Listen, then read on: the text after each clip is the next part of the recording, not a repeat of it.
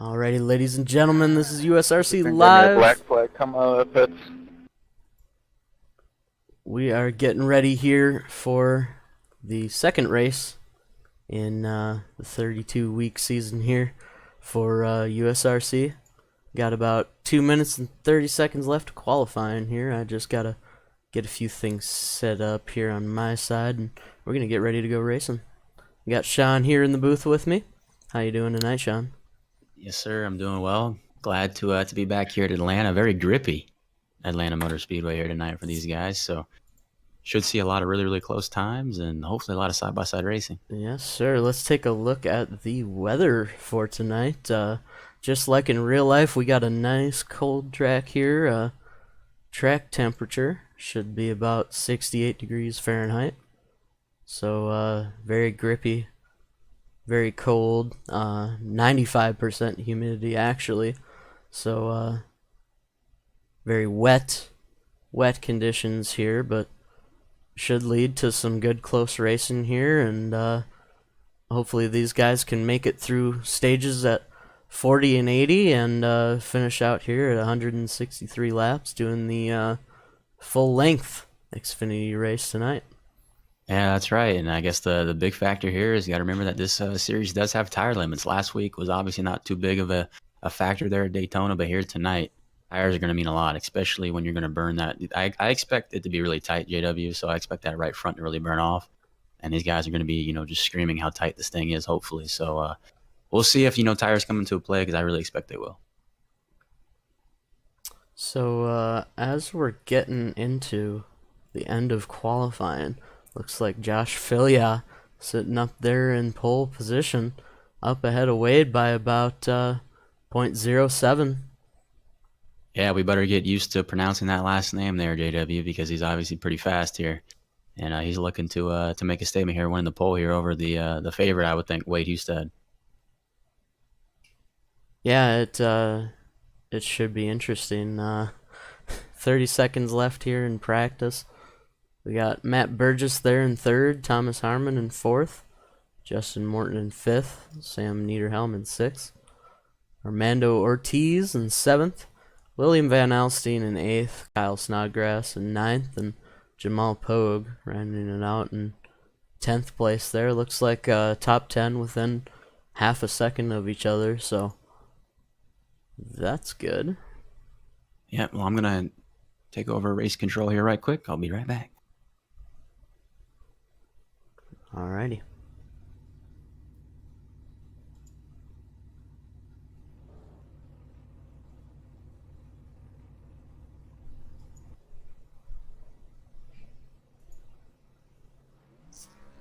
Let's look at your grid for tonight. Starting on the inside, gonna be Josh Filia grabbing that pole just ahead of Wade Husted, just by .07 of a second.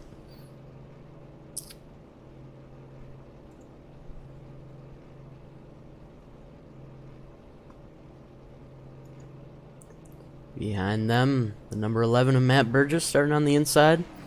And outside of him, Thomas Harmon in the 38. Justin Morton in there and inside of roll 3.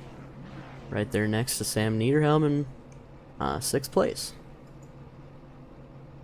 We've got Armando Ortiz and William Van Alstyne there in the 4th row.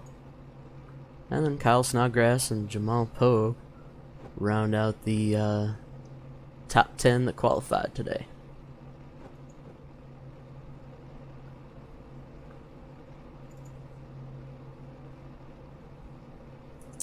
And then looks like back there we got the 75 Michael Gonzalez, 96 Chase Alvey, the 4 of Dame Newsom, 84 of Brian Valles back there. Brian did not turn a practice lap, so this should be interesting.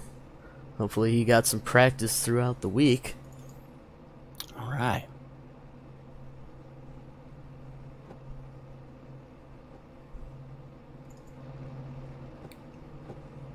All right, so it looks like only 10 guys decided to lay down a qualifying lap there, but we have a field of 17 here, so not too bad at all. Obviously, Daytona is always going to be a hot one that everyone wants to get into, but still a decent little turnout here tonight. So hopefully we see some competitive racing here, JW. Yeah, definitely, as the pace car is pulling off. Josh Filya gonna lead them to the line.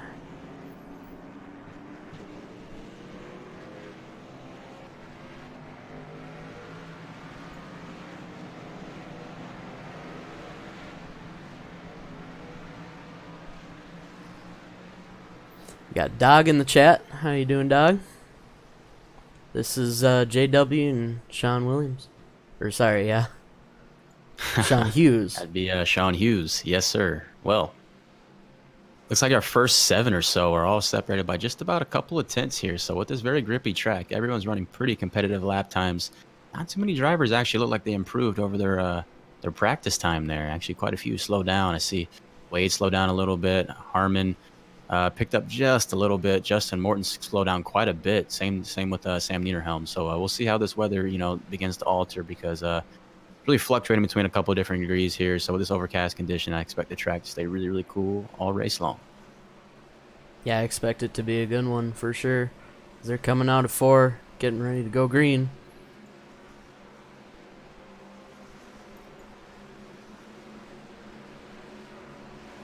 Green flag. And we're green here for 163 laps. And here we go. Stages at 40 and 80. Pretty orderly restart here. You see that inside line's going to really work well for these top 2 guys here now. It looks like that's Matt Burgess moving into P2 here early in this race. Got one in the wall. Not sure who that was. That might have been Thomas Harmon there, actually. Yeah, they're all very tight here behind him as there's a crash. The 001 goes around. No caution.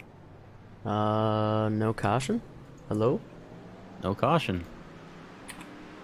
Caution's out. Alrighty, I'm gonna call caution for that. Yeah. Yeah, obviously. I'm pretty sure that I turned on caution, so I don't know what's going on there. Well, yeah, that was clearly high racing. Should have thrown the caution there, so we'll have to monitor that. Let's hope that's not going to be an issue here tonight. But yeah, I'm gonna check just to make sure, because I'm right, you do that. About 90% sure that I did it. All right.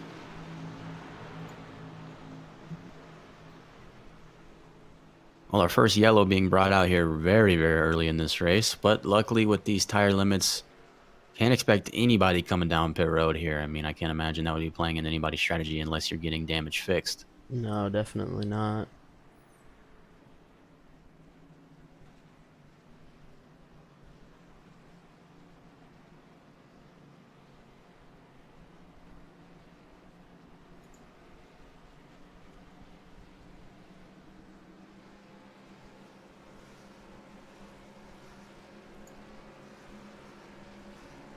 Tell you what, man, it's either that beta UI or it's just iRacing.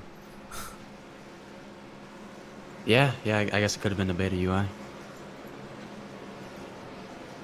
I have heard they've had issues with that, but we'll have to monitor that here. Hopefully it won't be too big of an issue, but it is going to be a little tricky for us to monitor all the action here on track.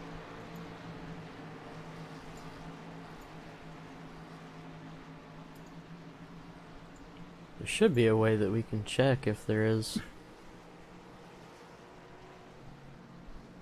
automatic yellows or not. Yeah, I would venture to say there's none if that didn't bring out the yellow. I mean, that was... Well, yeah, they were stopped on the track, so... Yeah, right in the middle of the track, so...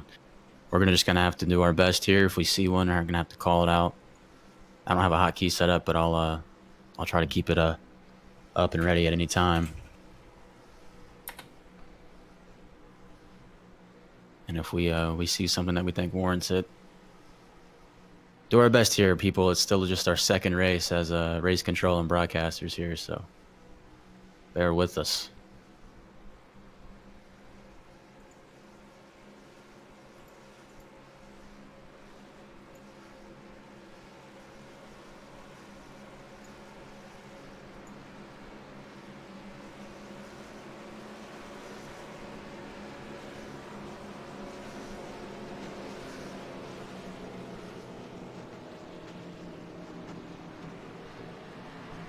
lights on the pace car still on. Must be 2 to go. Yeah, I would assume so.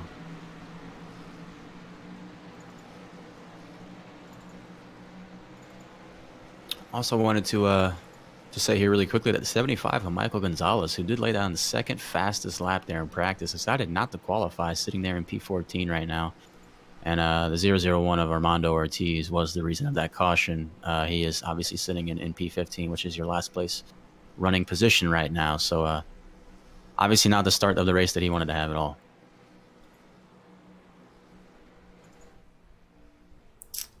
Yeah, definitely not.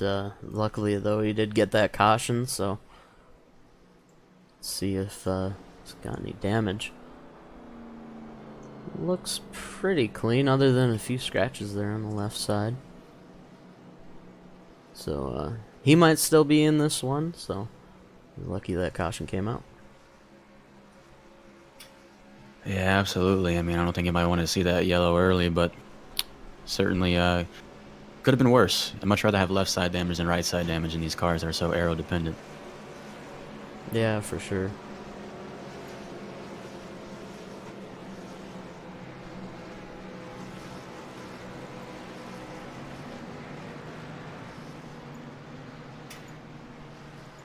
All right, the lights on the pace car are out.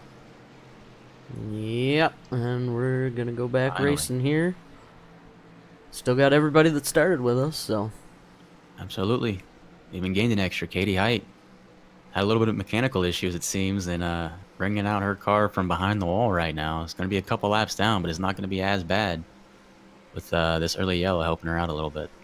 She is fast, so I wouldn't be shocked. We know we have a couple of guaranteed cautions coming still. Oh yeah, you could definitely hang back, and we'll definitely be seeing guys pushing the limits, and maybe somebody will hit the wall, bring out another caution, and maybe she can get lucky. Get back on the lead lap. Have a chance of this one at the end. Absolutely. 163 long laps.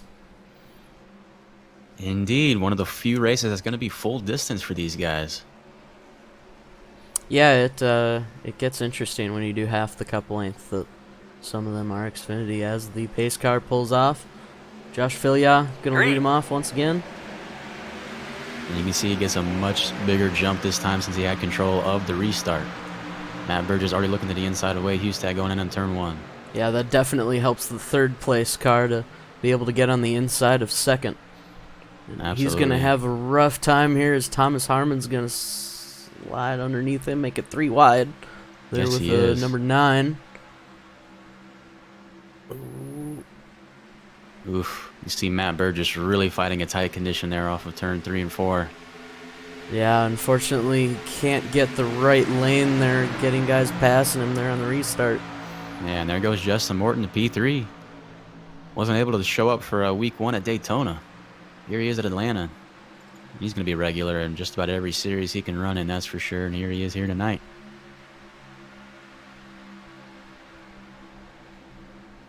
Yeah, I always like to see Justin Morton out there. Absolutely. He's a quick guy, and he's a very loyal guy to these leagues as well. So it's good to see him back out there. As Wade Hustad's already pulled back up on the bumper here to 77 of Joshua Filya. Yeah, I always find myself racing against Justin. Me and him are very close in speed as Wade sneaks underneath the 77 there, going for the lead early. Yeah, and it's going to be tough to hold off a guy on the bottom line here 77's anywhere going around to this try track. to squeeze him down a little bit there, but Wade just slides on through. Yeah, and he's looking to set sail here early, and Justin Morton obviously wanted to see if he could get inside that 77 before he's able to get back down to the bottom line, but it wasn't able to happen. You see Thomas Harmon start to sneak into the picture here in P4. Throw a blanket on that front 4 right now. Yeah, they're making it look good. Rest of the pack starting to single file out here a little bit, trying to get figured out everybody's position, since there were, I think, 6 or 7 cars that didn't qualify, so. Yeah, there were several. Everybody looking orderly, though. Yeah, except that 75 of Michael Gonzalez. He's looking to make his way through this pack. I saw him. He's the first guy I really seen starting to try to work in that middle and high groove there in 1 and 2. Yeah, he's starting to pull up on the bumper of that 62. Riding a lot higher into the corner. Really Yeah, this digging is. low. Oh, And and he's he's gonna. going to make it 3 wide here Oh, with Sam Sam. Muirhelm, the wall. We're 3 wide here at the start finish line, heading in turn 1. And Sam wisely backs out of it. Yeah, it's a little early to be that dicey, but you don't expect a guy to get into the wall. And then all of a sudden it's 3 wide because you know Will wants to get by him. And then you got the 75 Absolutely. that's fast too, is checking in on the top 3, top 4 even. Those 3 guys behind Wade starting to fade back a little bit. Yeah, I think Justin Morton's getting held up by the 77 here a little bit. I saw him actually look to the middle there in 3 and 4. Really didn't gain any time, but certainly didn't lose any. Didn't have As a it very looks good like 1 and 2 Thomas there. Harmon gets a great run. Yeah, great 1 and 2 there for Thomas Harmon. And he's going to clear Justin Morton there into 3. Yeah, Morton might just be taking it easy here, trying to hold on to his tires. I know me and him were saving tires in the truck race last night, so that could be his strategy early here to kind of wait here, because once you start getting to 25, 30 laps or so on the tires, it's going to start feeling real nasty. Yeah, I mean, typically here, JW, when you get a lot of laps on your tires, it gets really loose. But with this weather condition, I wouldn't be shocked to see it get very, very, very tight. So we'll have to see how these guys are fighting it. But this 75 right now with Michael Gonzalez, he's coming. He's already passed Van Alstyne. He's already on the rear bumper of that 96 at Chase Alvey for P5.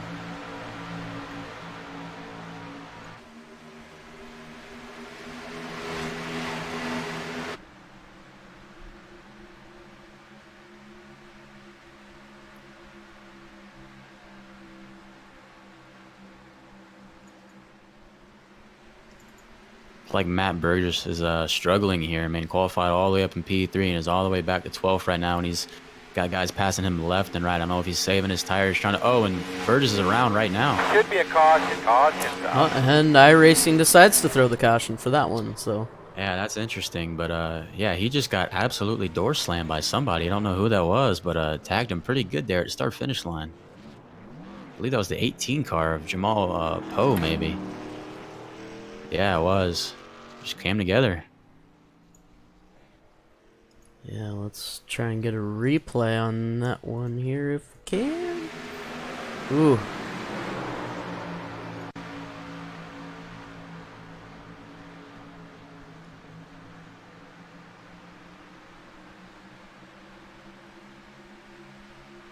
The 18 of Pogue gets right up on his bumper on the outside. Coming up on 2 much slower cars. The 8. Ooh. The 80 gets into the back of the 8. Slows down the 11. The 11. Oh.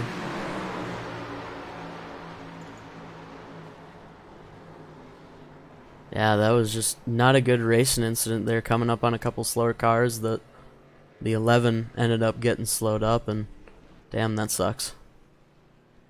But, looks like the 11 didn't get too much damage, and the No, not too bad. The 18 scrapes the wall a little bit, but he can definitely recover from that and still get a good finish. Yeah, and pit lane was open that time. It looks like we don't have any takers that I can tell for tires, at least. I think that's pretty smart here. I mean, still over 20 laps or so to go for the first stage in there. So it looks like we do have the 11 and the 18 on pit road, but you have to assume they're just going to be trying to get that damage fixed. Everyone else decides to stay out. Smartly so, I think, here, JW. Yeah, you don't want to use up those tires early, as you only get 3 tire changes here, so they're really going to have to try and manage how fast they want to push, how quickly they want to get to the front, and whether they want some stage points or not. Exactly. I think it really all just depends if you're actually running in this series for points or not. Somebody like Wade, you may see him short pit one time where he doesn't really care about stage points or something along those lines. If caution comes out here with 34 laps or so, you know, just a handful of laps before the stage break, but we're still going to go back green. Maybe worth short pitting for him and just riding as slow as he can, so he knows he's going to guarantee that P1 spot at the start of the second stage. So kind of just depends on what boat you're in here, but we'll have to see what happens. Yeah, Thor, we got stages tonight at 40 and 80. So 40 and Yep. 80.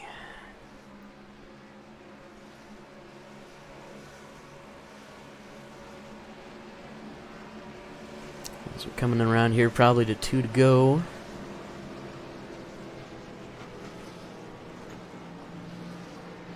Wade's still holding on to that P1 spot. Justin Morton fell back to 4th that run. Michael Gonzalez up to 6th.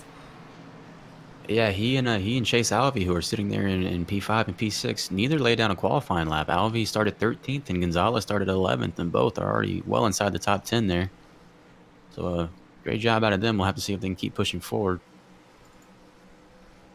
Yeah, I would imagine a lot of these guys wanted to wait and see with the turnout. Maybe hang in the back, get that early caution, then kind of move to the front once that everybody got settled in, and it looks like they're pretty settled in. Yeah, and I want to give a quick update here. Katie Hyde is on track. She's 6 laps down. She is the only car a lap down, though, so she already just got one back. If this continues at this rate, she very well may get back on his lead lap. Yeah, definitely. I believe that she's running for points, so I mean, even a 16th place is 6 laps down is going to give you points, so you might as well come out here and run and see if you can get those cautions that breed more cautions.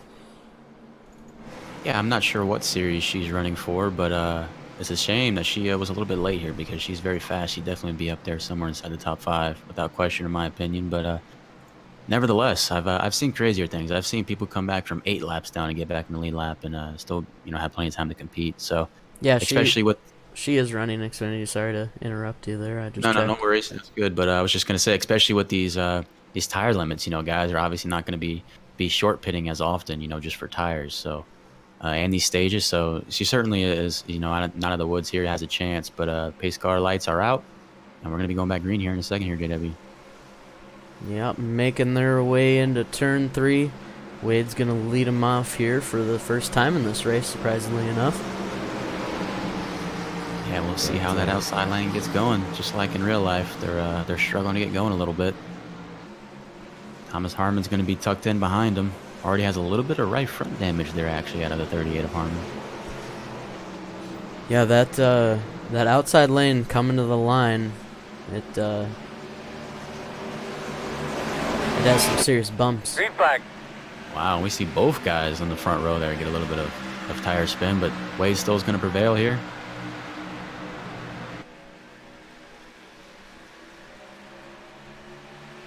Thomas Harmon making his way underneath the 77. Trying to get that position early.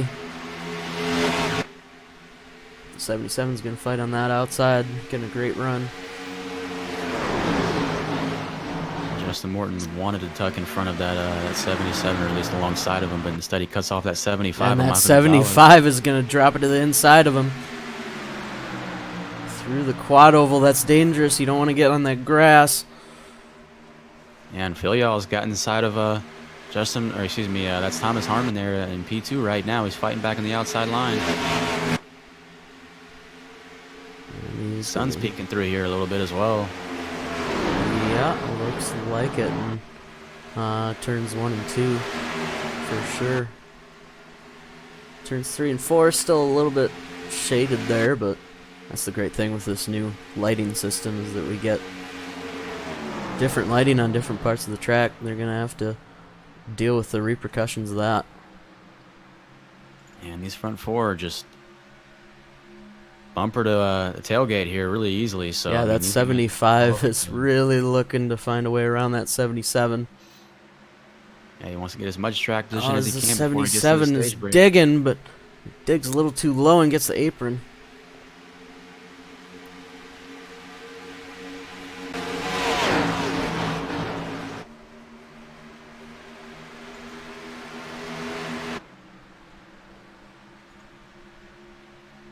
Is able to clear him up off the corner. He's got his eyes on Thomas Harmon there in P2 now.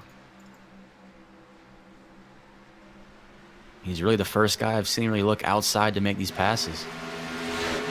Yeah. He's doing it well. Put him into P2, JW. He's looking at Wade now. Yeah, Wade not substantially pulling away from the other guys. Maybe trying to save some tire here as he knows that 75 is going to be coming. Yeah, taking a peek back here at William Van Alstine. Pretty good side-by-side battle here in the 4 of, I think that's Dame Newsom. They've been side-by-side for several laps now. Teammates battling it out here. Looks like they're trying to get around that 80 of Kyle Snodgrass.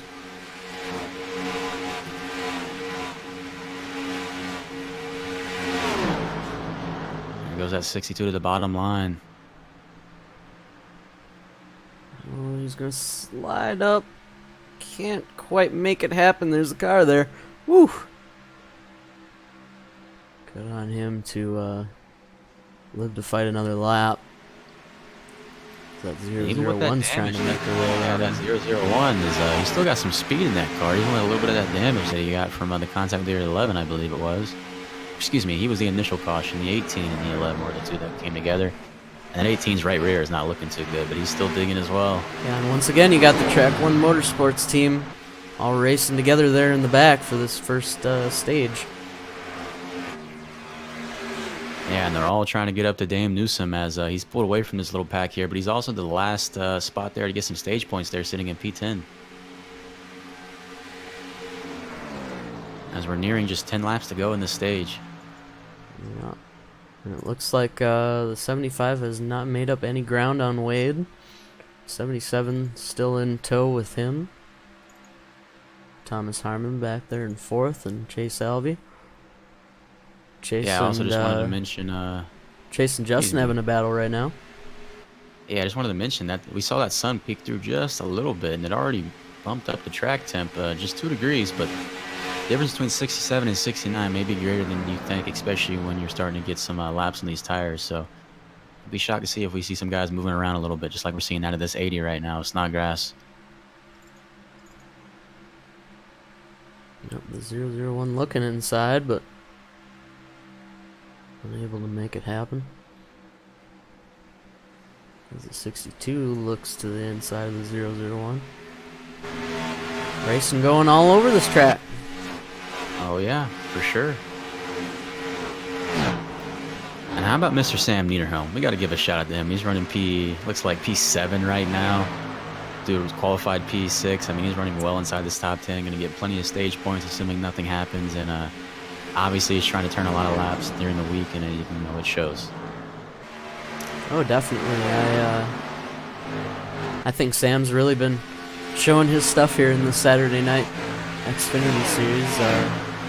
Good to see some of the guys that haven't been doing a whole lot of racing with us on a lot of the Sunday nights can come in here and compete in the Xfinity series.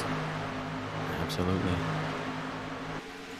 Oh, and the 80 is in the wall here in turn 1. Spinning around. Looks like the 18 tagged him. He's going to be off the racing surface, I think, here. So we're going to stay green, but pretty big contact there for the 18 car, I think that was. Replay on that. And Snodgrass has her going again, but man, his car is not looking too hot Caught now. between a rock and a hard place there with 2 teammates. Ooh, the 62 gets the bumper on him. Oof. He put the bumper to him. Looks like looks like his teammate, the 18, got some damage from that. So he can't be too happy with Will for doing that. Yeah, ouch. Van Alstine just moved him, and then the 80 overcorrected. And yeah, I mean, he went for a ride there. Ouch. Well, unfortunately, that's going to happen when you get a guy like Ill Will getting in here, not racing for points or anything. He's going to move you out of the way if he deems that you're blocking him. Yeah, and that 80 is about to go a lap down here as well. The last thing that Kitty Height wanted to see. Yeah, that's going to take the Lucky Dog position away from her. Yeah, as the front 3 are going to be going around that 80 of Kyle Snodgrass in turns 1 and 2 right now. We're just about six laps to go or so in this stage.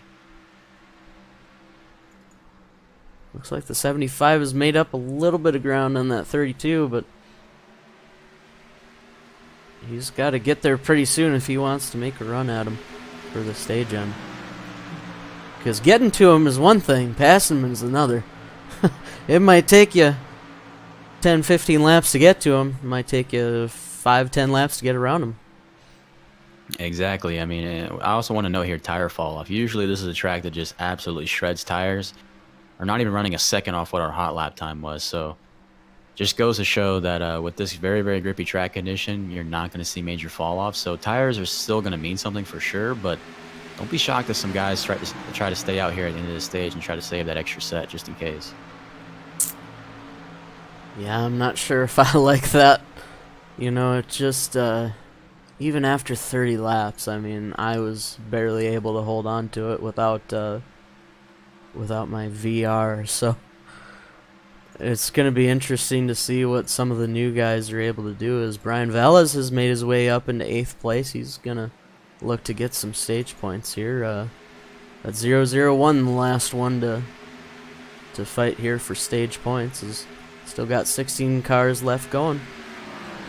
Yeah, and we got the 75 of Michael Gonzalez and the 77 of Joshua Filia were both faster than Wade Hustad that last lap, and they're 1, 2, 3 here. They're all draped over. They're reeling him in, that's for sure.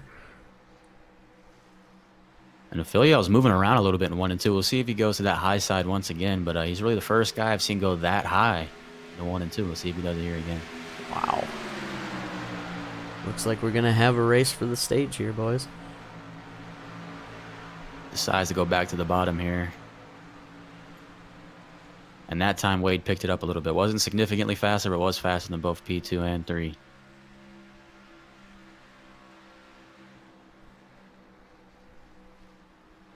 Yeah, looks like that 75 is able to send it in a little bit deeper. He's coming off the turn a lot higher. Coming really close to that wall compared to Wade.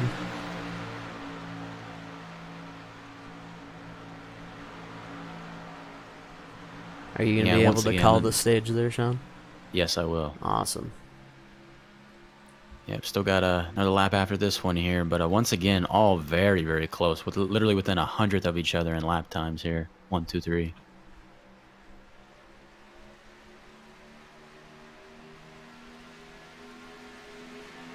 One lap to go on the stage. Wade continuing his commanding lead. Can the 75 and the 77 make something happen here? At the very least, they've definitely given him something to think about here at this stage break.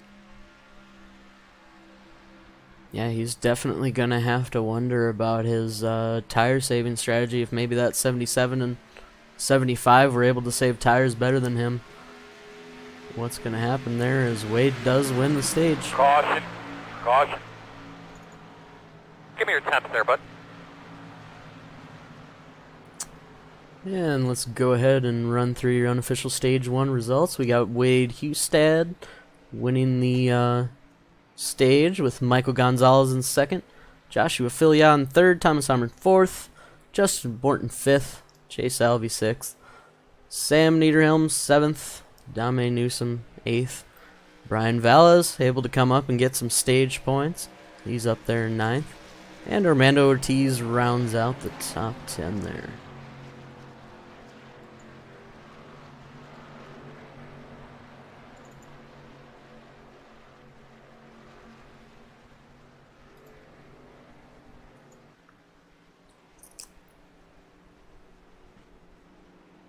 I would definitely expect these guys to come down for tires. Just so that then, you know, they can save an extra tire for that middle stage because, well, I'm not sure. When I did it, a full fuel run is about 55 or 60 laps. And my tires are already down to like 75% on the right front, so I would expect them all to come down here for tires and fuel. Yep, and here they come. Keeping a close eye and making sure that they're all staying the right side of pit road. Very good.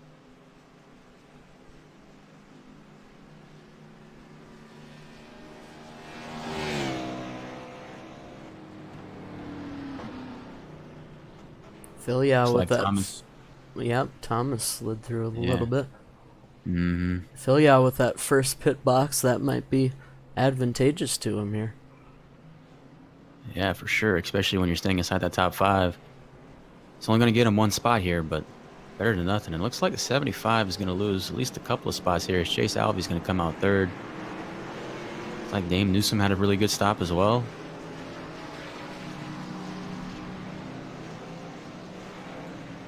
Looks like Brian decided to stay out here to lead a lap, I believe. I'll have to see if he decides to come in this time. I can't imagine him being the only guy that wants to stay out. Yeah, it looks like Brian's got some rear end damage there. Yeah, I noticed that. I didn't see who got into him, but a little bit of rear damage here. I don't think that's going to affect him too much. But it is there nevertheless. And Mr. Vias is going to stay out here. Gonna stay out.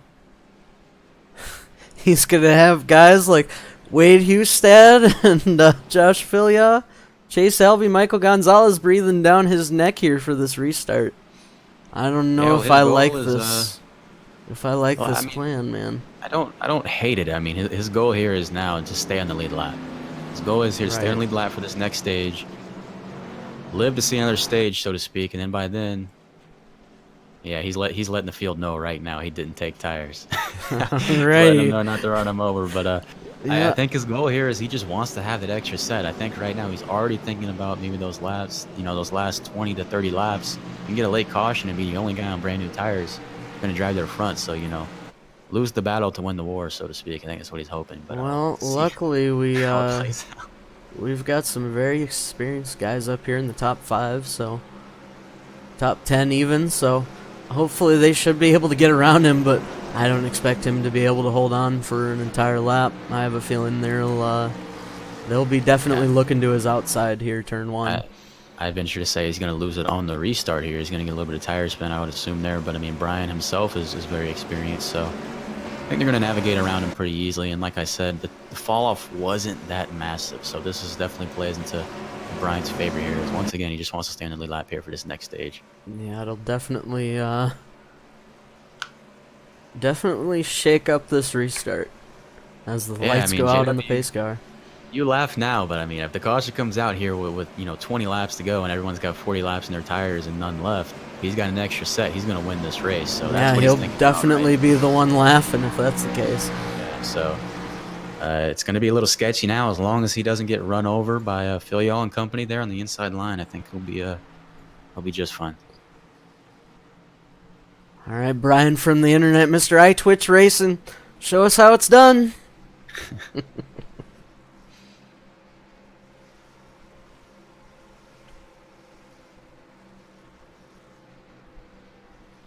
Yeah, I'm sure Brian's gonna have a story about this restart here in tomorrow night's broadcast for this USRC Cup Series. So you're definitely gonna want to tune into that because that's. I hope it's a very uneventful restart.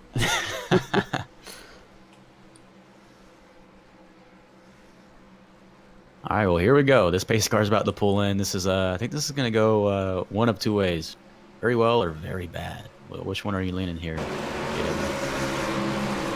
I think they can do it. I'm saying very well. All right. Pace car pulls off. Green, green, green. Brian very loose. The 77's having none of it. They're going 3 wide already. And the 62 just nicked the wall back there. And we get back 2 wide here pretty quickly. We've done a good job so far navigating around him. And Brian loses 5 positions in half lap. Yeah, well, that's what we predicted here as the 4 of Dame Newsom's looking to his outside. Oh, boy. Brian, I don't think was trying to block him. I just think he didn't have the if grip I'm in his front Brian, tires to I'm get down hugging there. that inside and trying to stay out of everybody's ways. He's got a big pack coming behind him now. He's going to get a freight train, but smartly he goes to the top side here. Yeah, I think that'll help his chances out. Thomas Harmon's going to get pinched in here as the 62 spins. They're wrecking. Oh, goodness gracious. I'm thinking we're going to want to stay out here, but I'll leave that up to you. Wow, that was a huge wreck. I believe that was a 62 on his lid there. Yes, it was. Looks like he was sideways there. Let's get a replay on that. Yeah, and while that was happening, the 77 of Josh Filial actually went Oh, around he Wade just gets Hustad. loose. Everybody tries to check out. Sam gets by just barely. Wow.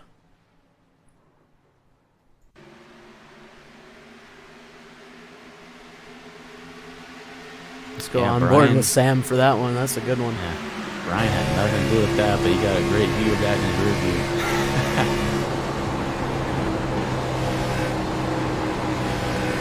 Will in behind the 4 just gets loose. The 60 of Sam Niederhelm with a great avoidance there. Wow. Good on him. We're gonna have to get a new fire suit here for the 60. Yeah, I think he might need to start wearing some diapers if he's gonna have more close calls like that. As the 77 of Josh Filial has inherited the lead after that caution. Yeah, he was able to get around Wade Hustad there in the in turns 1 and 2 after that that little hectic restart.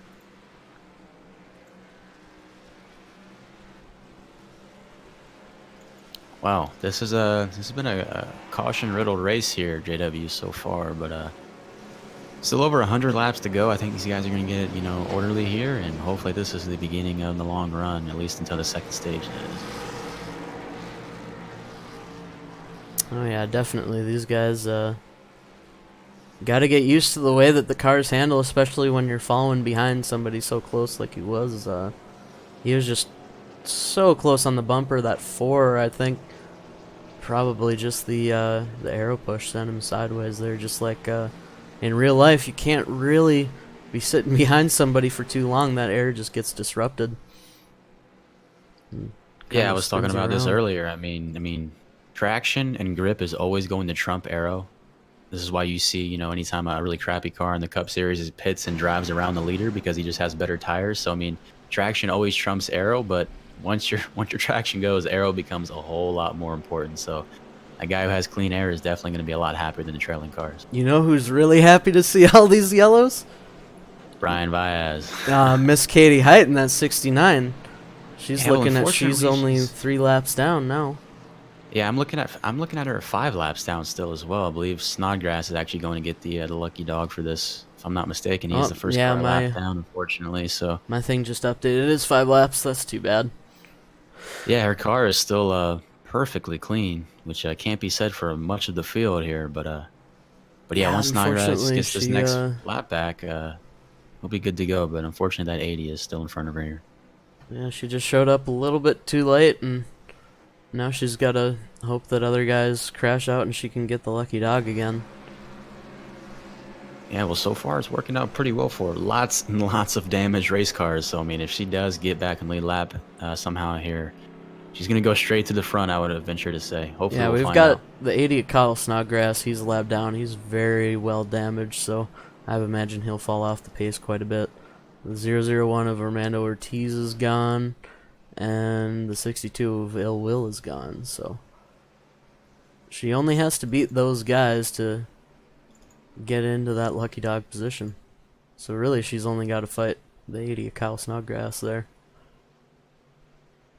Yep, unfortunately, I think her biggest hope here is just to have a quick little caution, and now it looks like there's actually 2 more guys a lap down now as well. So she definitely has an uphill battle here. But we'll have to see what happens.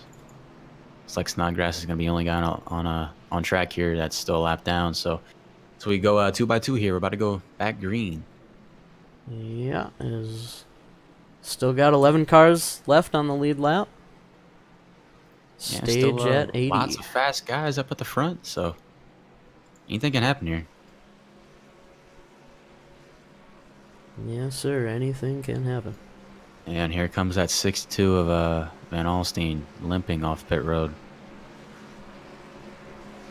The fact that car even starts still is pretty impressive since he was on his lid.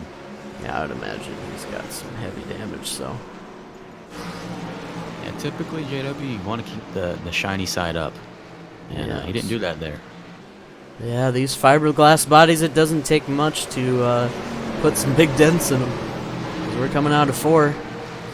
2 by 2 getting ready to go racing. Number 77 going to lead them on. Is back in control here. He's going to go right away. Green. Still a relatively good jump there at Hustab. The 77, or excuse me, the 75 has already cleared him here heading to 1.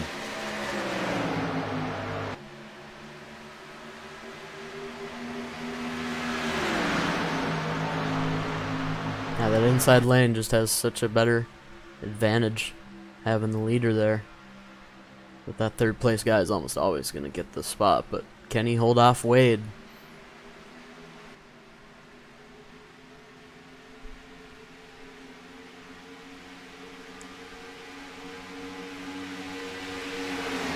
Top 7 guys starting to kind of pull away.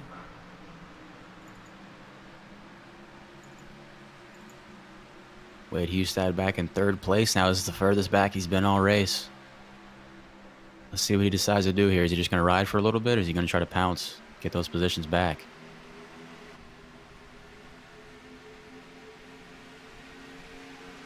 Looks like the sun's starting to peek through a little bit once again.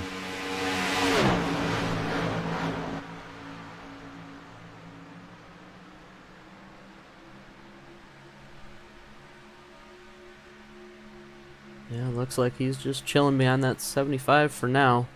Yeah, but he is still draped all over his back bumper right now. He's got that 96 and the 9 closing up on him, though, so he's going to have to make a decision if he wants to go now or not.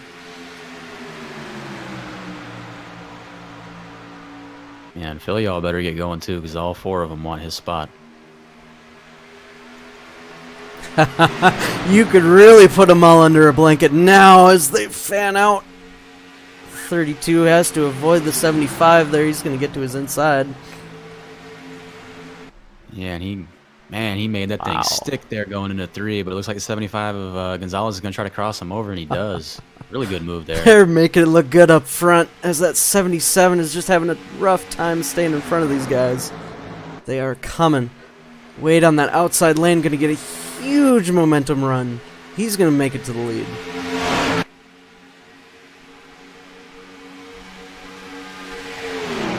75 in tow. Clear that 77 going into 3. Well, that answers the question here, JW. He was going to pounce. Yep. Here comes the 77 back on the inside line here, number 1. It's like he overdrove the entry a little bit, and Wade's going to get all that back and then some on exit here. Well, when you've got this many talented guys underneath a blanket, you want to be the first one to make a move, so then you're out front and you can control what's going on with the race. I think that's a smart move to make that move early here, as we've got about 23 laps left in the stage. Yep, and just like that, Thomas Harmon's creeping back into the picture here behind Justin Morton. Sitting there in P6. Like usual, we see Harmon running up near the front. Top 6 already have a pretty big breakaway here from the rest of the pack. Yeah.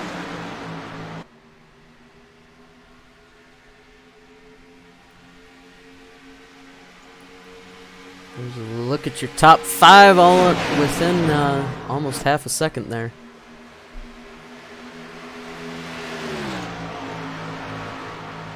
These fixed races, man. When the setups are the same and these guys are this talented, you put them all under a blanket, they're all doing the same thing, and it just depends on who's going to make a mistake when. Absolutely. The good thing about fixed setup racing is we know it's all in the driver's hands. Every single one of these guys is dealing with the same bad tendencies or good tendencies of their setup.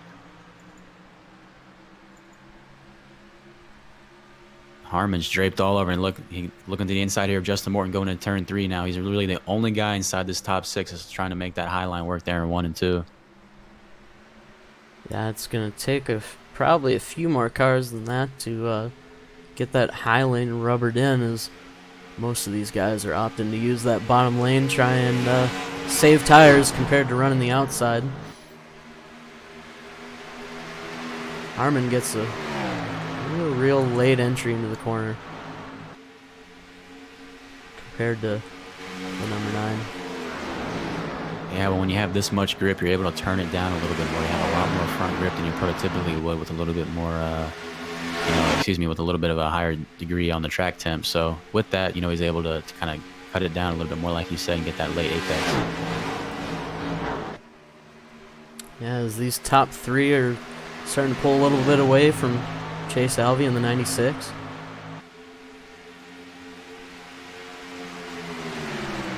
These top three guys all with 5,000 I rating. And they're really showing it here tonight.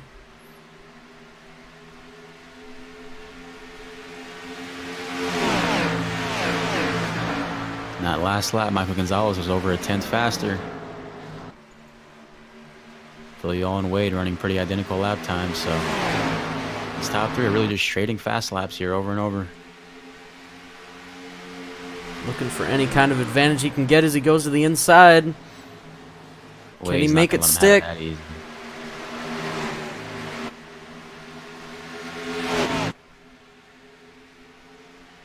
Hustad's still going to be your leader at the line. Going to use that outside momentum to his advantage. Yeah, and at 75 was trying to pin Hustad up a little bit higher than he wanted to, but it didn't really work. Just about a mile per hour or so faster there on that outside. Gonna clear him. Hustad still gets that good launch off of the exit. Filial still was not able to get to the inside at 75 in that little side-by-side battle they had briefly.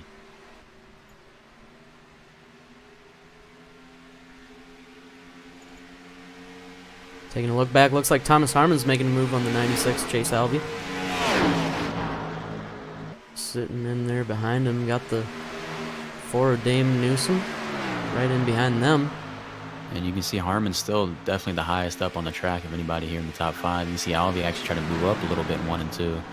Harmon's still going higher than he is. Yeah, the 4 of Dame Newsom coming out of nowhere for this stage. Made his way around number 9 of Justin Morton. Yeah, just 11 cars in lead lap right now as Brian Baez is the last car in lead lap here. He's over 19 seconds back right now, but once again, your stage break is here in about 15 laps, so playing right into his strategy. He's going to get some fresh good years, and he'll be good to go at start of stage 2. Yeah, big gap there between the number 9 of Justin Morton in 7th and the number 11 of Matt Burgess, and then another big gap to Sam. And then we got some damaged cars there running in the back. And the 75 is back to the inside here of Wade Hustad for the lead. Once again, he tries to run Hustad up the track, and it's just not working. That time it actually looks like it did work. It got way too high. The 77's going to try and make his way around the 32 as well.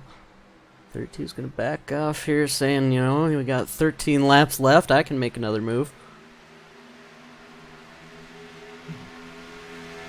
Yeah, and Wade can't be too happy. Right on that bumper of the 77. Gotta be careful. Ooh, he puts the bumper to the 77. Yes, he does. I don't think he's pleased with that move Michael Gonzalez made on him. Yeah, but I don't think he should be taking it out on the 77. Yeah, although it wasn't dirty, it certainly was not the cleanest. It wasn't dirty, but I tell you what, man, if he wasn't a 5,000 I rating guy, he would have had a tough time hanging on to that one. That was a good bump.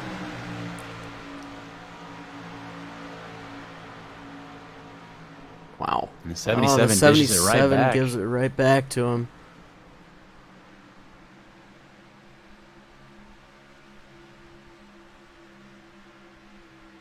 Filial standing his ground there, not letting Wade bully him around. Yeah. Like the 32 is trying to return the favor right there, but overdrove it just a smidge. Yeah, I don't know how hard you push trying to mess with a guy like this early in the race.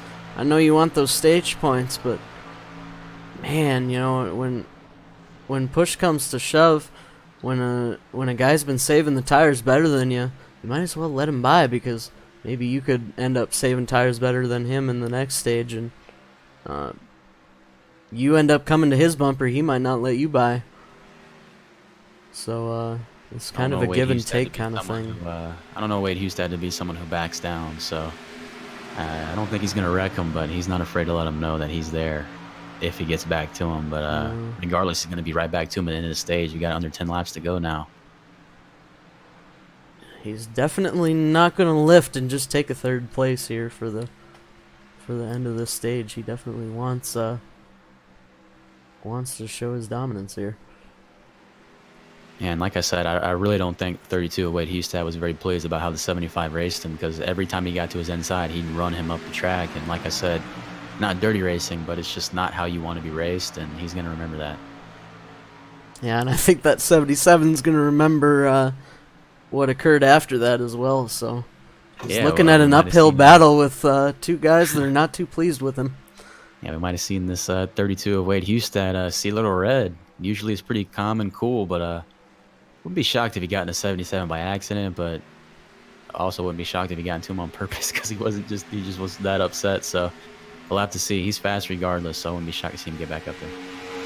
Yeah, unfortunately, when you're out there racing as hard as those guys are, tempers flare, and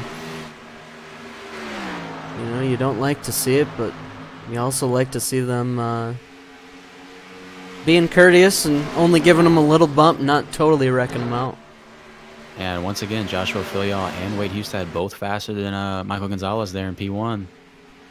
Yeah, so last time by.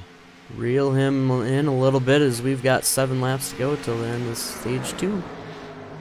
Once again, Wade Hustad faster than both of them.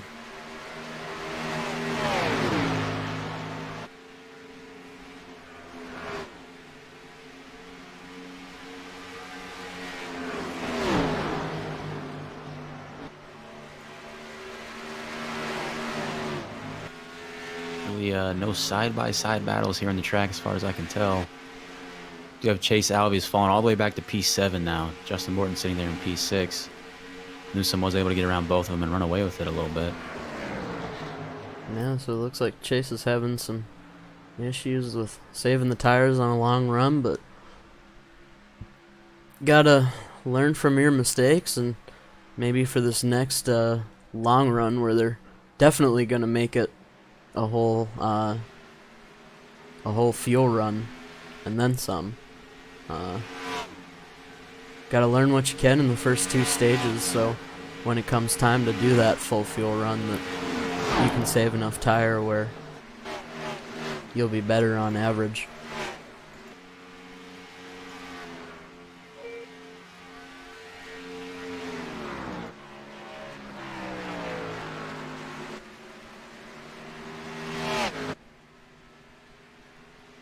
As Brian is trying to hold on to that lead, he's if he can, he'll have an extra tire here, or extra set of tires. I believe he is going to hang on to the lead lap here, but it's going to be pretty close. He's going to have to pick up the pace here just a little bit. As Wade, and you can start seeing Wade here. He's getting a little bit loose off of turn 2 now, so he definitely is giving her all she's got right now. Try to catch these top 2.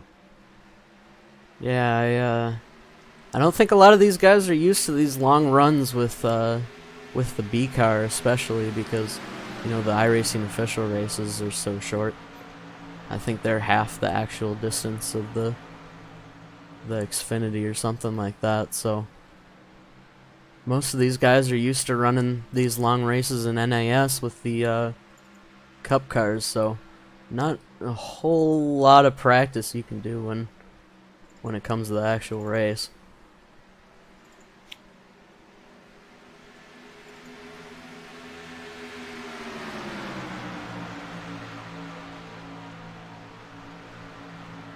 Two laps left in the stage. You got that yellow ready? As the 75 gets loose in front of the 77, he's going to save it. Going to lose 2 spots, though. Wade making a big move. He pounces. Wow. That was ballsy. Wade was waiting for that moment. He's getting real tight. 77 is going to get him here at the line, though. Last lap of the stage.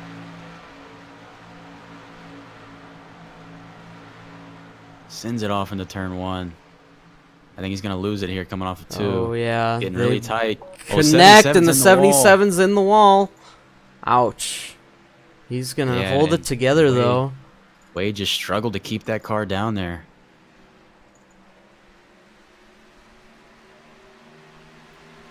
The 75's going to try to get there, but Wade's still going to hold on here for the end of the stage. Got you loud and clear. I don't know why you can't hear Earl. Can you hear me? Did not hear him call that caution. Need you to check your radio connections. Check the one on your headset, on your headboard actually, on your left-hand side, on your headrest. These guys are 1, 2, not 3, loud giving and an clear. inch here. You got a good copy? Yeah, As, 77 is not pleased with Wade Hustad here. They're having a little bit of a just a little, nice chat here and iRacing here. Yeah, Wade really sent it in there for that that stage win. You hate to see a guy come up into the guy that's leading and take him out for the stage win, but that 77's gonna remember all of that and maybe get some damage fixed and try and get back up there. And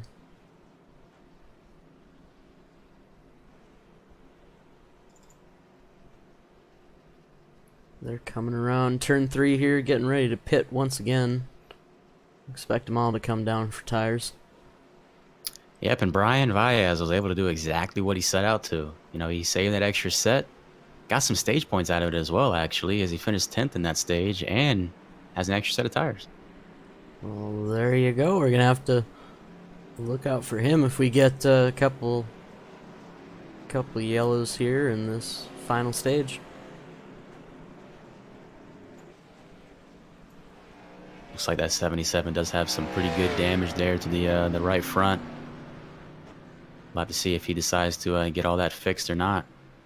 I'd venture to say this is going to be the best time to get that fixed. I would imagine so. You definitely want to take advantage of the yellow flag and get that damage 75. fixed. 75 does win beat the him battle out. off. Yeah.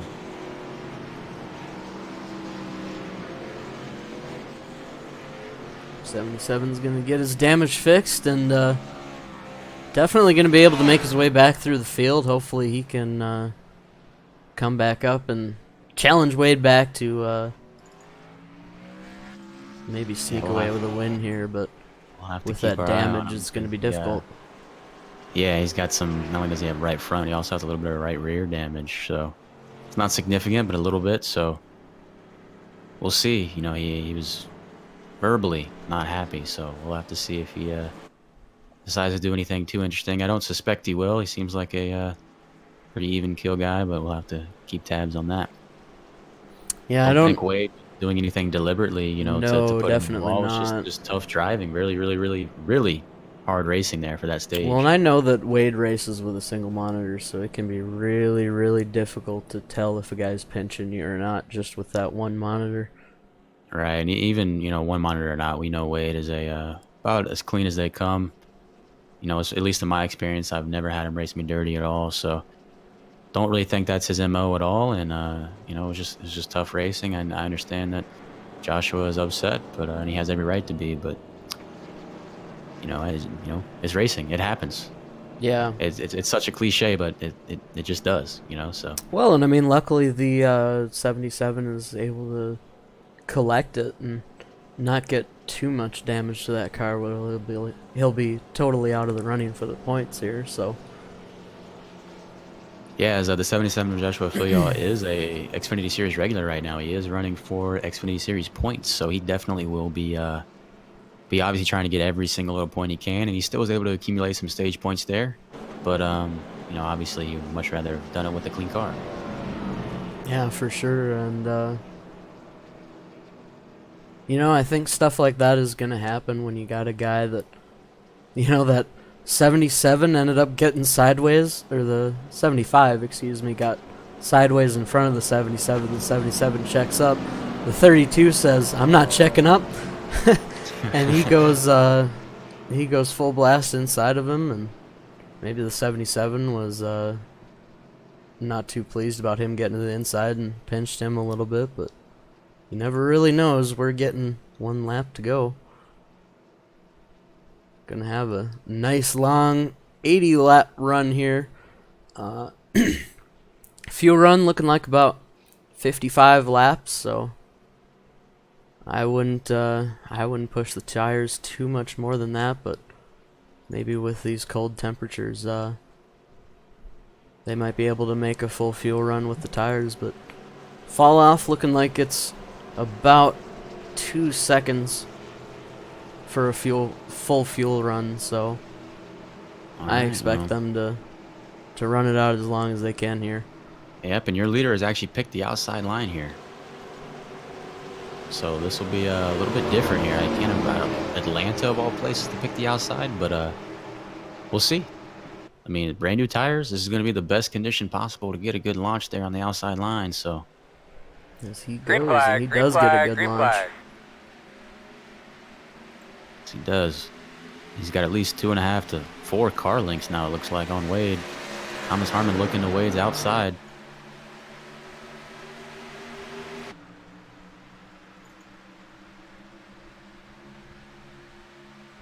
It's like Dame Newsome didn't just nick the wall, and Sam Niederhelm just obliterated the inside wall there, unfortunately, off the turn, too. Uh-oh. He kept her going, but he's got significant left side damage. Yeah, looks like that car is beat up. That's too bad. Yeah, it looked like he just got a little bit loose, and, it happens. Like we said, it's just another racing thing, so... Yeah. We'll have to see if he can Unfortunately, stay in this lead lap until the next caution comes out and get that damage fixed. with these 1.5 milers, it's real easy to hit that wall, just really gunning it in, and when you see guys pulling away from you, you just want to push and push and push, and I believe he did collect a little bit of damage, so with damage, you're going to see those guys pulling away, and it's going to be frustrating. Yeah, Filial's already back up to P7 here, JW, excuse me. But, he's obviously going to be a man on a mission now. He definitely wants to at least get back to Wade Hustad. Let him know that even with that damage, he's still faster and he can outrun him. Doesn't matter, rain or shine. He's going to outrun him. Yeah, So, Filial definitely a clean racer, I could tell from last week. So hopefully he can go up there to Wade and race clean around him and show him that he doesn't need to be dirty to get a good finish. And Filial was over a tenth faster than Hustad that last lap. In fact, Filial was faster than P1 and P2, so he is a man on a mission right now. We'll have to see if he's burning his stuff up, though, trying to do it. Yeah, definitely is. Number 9 is Justin Morton, making his way around the outside of the number 4, Dame Newsome. Yeah, with that brand new paint scheme, looking good.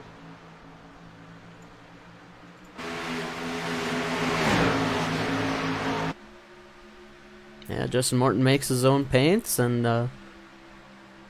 nice minimalist 2-color scheme. I like it. Looks very futuristic. As he's going to slide up on the back bumper of the 38 of Thomas Harmon here as Wade is looking slow. Yeah, Mr. Hustad saving his tires 100% right now. Just comparing some of these lap times that he's had over the beginning of past few runs, and he is definitely about a tenth off or so, and that seems to be deliberate here, trying to save some stuff, knowing that there's no guaranteed stage in to the end of this race, so no guaranteed caution. So I think he's playing it right here. That's what I would be doing. And Thomas Harmon was over 2 tenths faster than the first and second place there, so we'll have to see. There's definitely varying strategies here on what they want to do with these tires.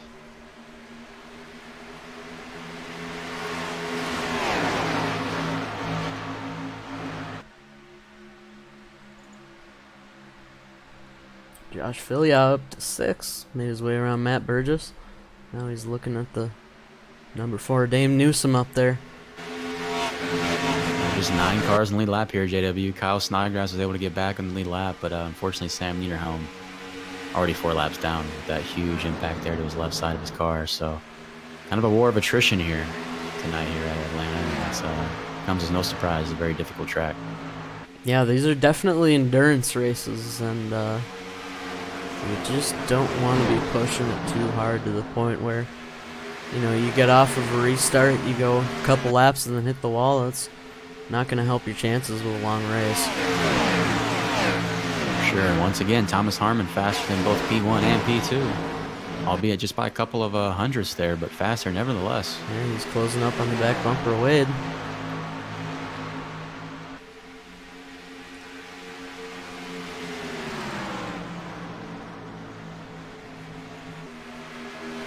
Michael Gonzalez still able to hold on to about a 4 or 5 car length lead over Wade.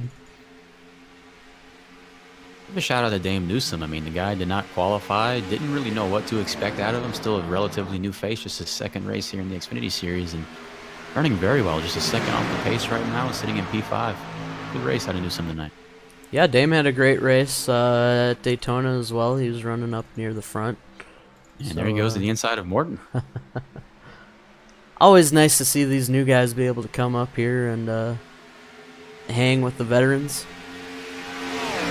Absolutely. And even outrun some of these veterans here. He's able to get around Morton. It's one thing to be fast, and it's another thing to be able to survive the entire race while being fast. He makes his way around Justin Morton. Yeah, he better get going, though, because Filial is coming. Yep. Josh Filial still faster. Well, the last lap he was a little bit slower, but I would expect that pulling up on cars behind. He is faster than the 2 guys in front of him that lap.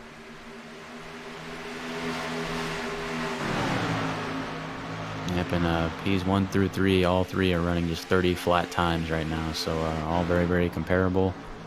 Still believe Wade Hustad's saving. I think Harmon.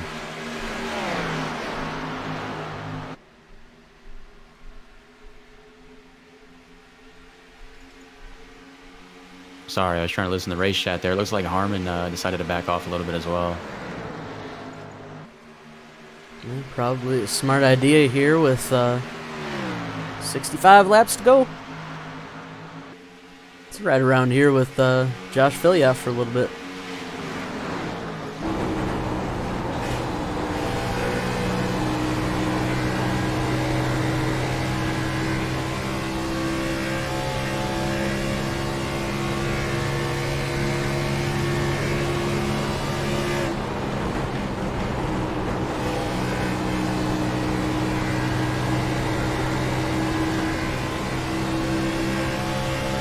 That little bit of nose damage, still able to hold that car down on the bottom. Gets such a great run on that 9. I think he's being a little bit patient now, though.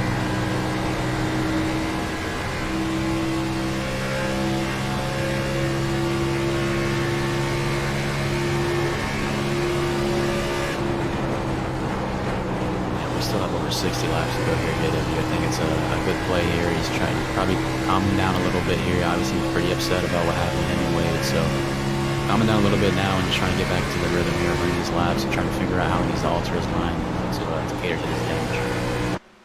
Yeah, it's going to be difficult to get around that number 9 as Justin Morton doesn't want to lose any more positions than what he's at right now. But it looks like he's going to look to the inside and get there. And the number 9 is going to back off a little bit, let him go by. Smart. Yeah, Morton's not one to fight someone that he knows is faster than him typically. Yeah, that's true. And you know, when you're courteous to a guy like that, you may end up catching him back, and he may give you a break later on. So, absolutely about that. Checking back in on the front here, though, Wade Hustad is starting to reel in Michael Gonzalez here. As expected, Wade was saving, and just like that, he's not knocking out much. Literally, sometimes just 100th to maybe even just a handful of thousandths a lap. But nevertheless, he's just a little bit faster than the 75 there every single lap, it seems. Yeah, running a little bit higher there through 3 and 4 than the 75. You know, you can use that apron to kind of get you a little bit more sideways and try to turn, but it's not going to help your momentum any. Yeah, and that last time looked like he was about half a tenth or so. Wade Hustad, that is, about half a tenth slower than Gonzalez, so he's getting close enough now that he's probably really getting that dirty air effect that we referenced earlier in the race, so he's going to have to start trying to figure out how he can get around that.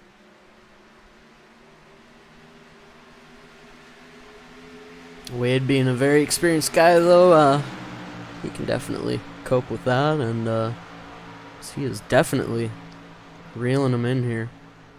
And I can promise you he hasn't forgotten about how that 75 ran him up the track when they were side by side earlier. Not just once, but twice.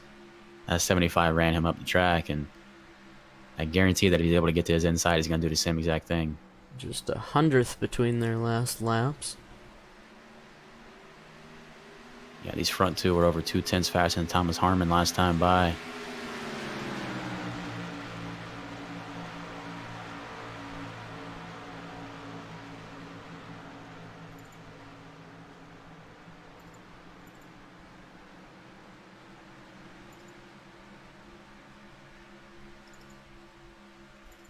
Definitely getting quite a bit spread out.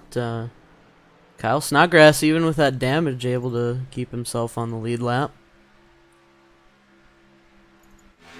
But looks like he's about half the track behind the leaders, so he'll definitely be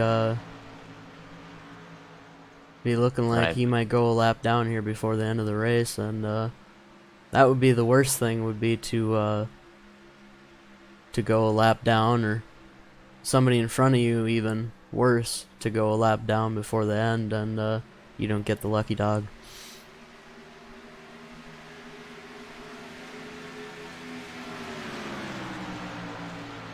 If I were him, maybe I'd try to pit a little early here, maybe lap 115, something like that. Try to jump the leaders, as Sam's gonna keep it on the outside there for them. Is 32 of Wade slowly reeling them in.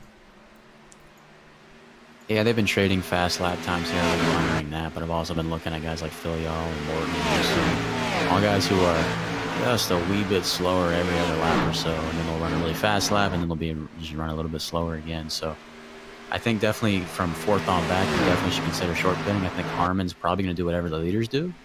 I think from Newsom on back, I think these guys will probably look at pitting early, especially someone like Phil Y'all who knows he has race-winning pace, at least with a clean car. So we'll have to see. I mean, it's all going to come down to this final stop, because this will be the last set of tires for everybody but Brian Baez, as far as I know. Philia, the last lap faster than our leader. Yep, they weighed faster than both of them. So, excuse me, looks like Gonzalez actually was the fastest the previous lap there by quite a bit, actually. So you can see these guys are just trading. I think consistency is something that all of us have struggled with at one time or another, and it's obviously really tough to do when you're in that dirty air like Wade is right now. Yeah, for sure. As they've been going for about 20 or so laps here, I'd say, Green. Yeah, this has definitely been a pretty extended run here. That Green at, was it 86 or so? Yes. Yeah, so definitely the longest green flag run of the race, I believe. So we'll have to see when these guys decide to pit. Like I said, still, even now, guys are still running in the 30 bracket range. So we still haven't given up that much time. Just a hint over a second off the pace there when these guys had brand new tires. Yeah, I'm really surprised for my testing. I had a little bit more wear, but of course I wasn't in VR, so that could have played a factor. Yeah, track's still sitting at just 67 degrees, so Yeah. still just a massive amount of grip. Justin Morton falling off the back of Josh Philia quite a bit. He's got Matt Burgess breathing down his neck there for that sixth position. Yeah, we know Morton to be a really strategic driver there, so don't be shocked if he's trying to stretch a couple extra laps so he can do something a little bit wonky with his strategy. Yeah, Brian's still running around in the back. Unfortunately, a couple tenths off the leader's laps, but Yeah, you we never know know. that. He could be saving even more tire, expecting a heck of a lot more yellows. Yeah, Brian's really trying to bank on at least one more yellow after everyone gets all their tires. So he either wants that caution to come out right now, everyone take their last set, and then he still has an extra one, then a caution comes out again, or I mean, there's a plethora of different ways it can unfold, but he obviously is trying to bank on that extra set, trying to get much better finish than he would have gotten otherwise. Still running really well tonight, though. Just P8, didn't even get the turn of practice. Like, got in here late, didn't qualify. So still a really good run out of here of our buddy here, Brian Baez. Looking at a race summary, we've got 50 laps to go. We've had 8 lead changes and 5 cautions for 21 laps, so... As Phil Yaw is able to get inside of the 4 of Dame Newsom, going to move him into P4, and he's able to clear him. Got his eyes on Thomas Harmon there in P3 now. So even with that damage, he's able to hang with these guys. I know that Dame had a little bit of damage. He got into the wall. Don't know if I saw Harmon get into the wall or not. Yeah, Harmon was able to, unfortunately, nick the wall there pretty early in the race. I believe there on the back stretch. But obviously it wasn't hindering him at all either. Yeah, but these top 2, the number 32 and the number 75, still got a big gap, about almost 3 seconds to Thomas Harmon. Yeah, and once again, Hustad and Gonzalez just continually just swap back and forth on who runs faster.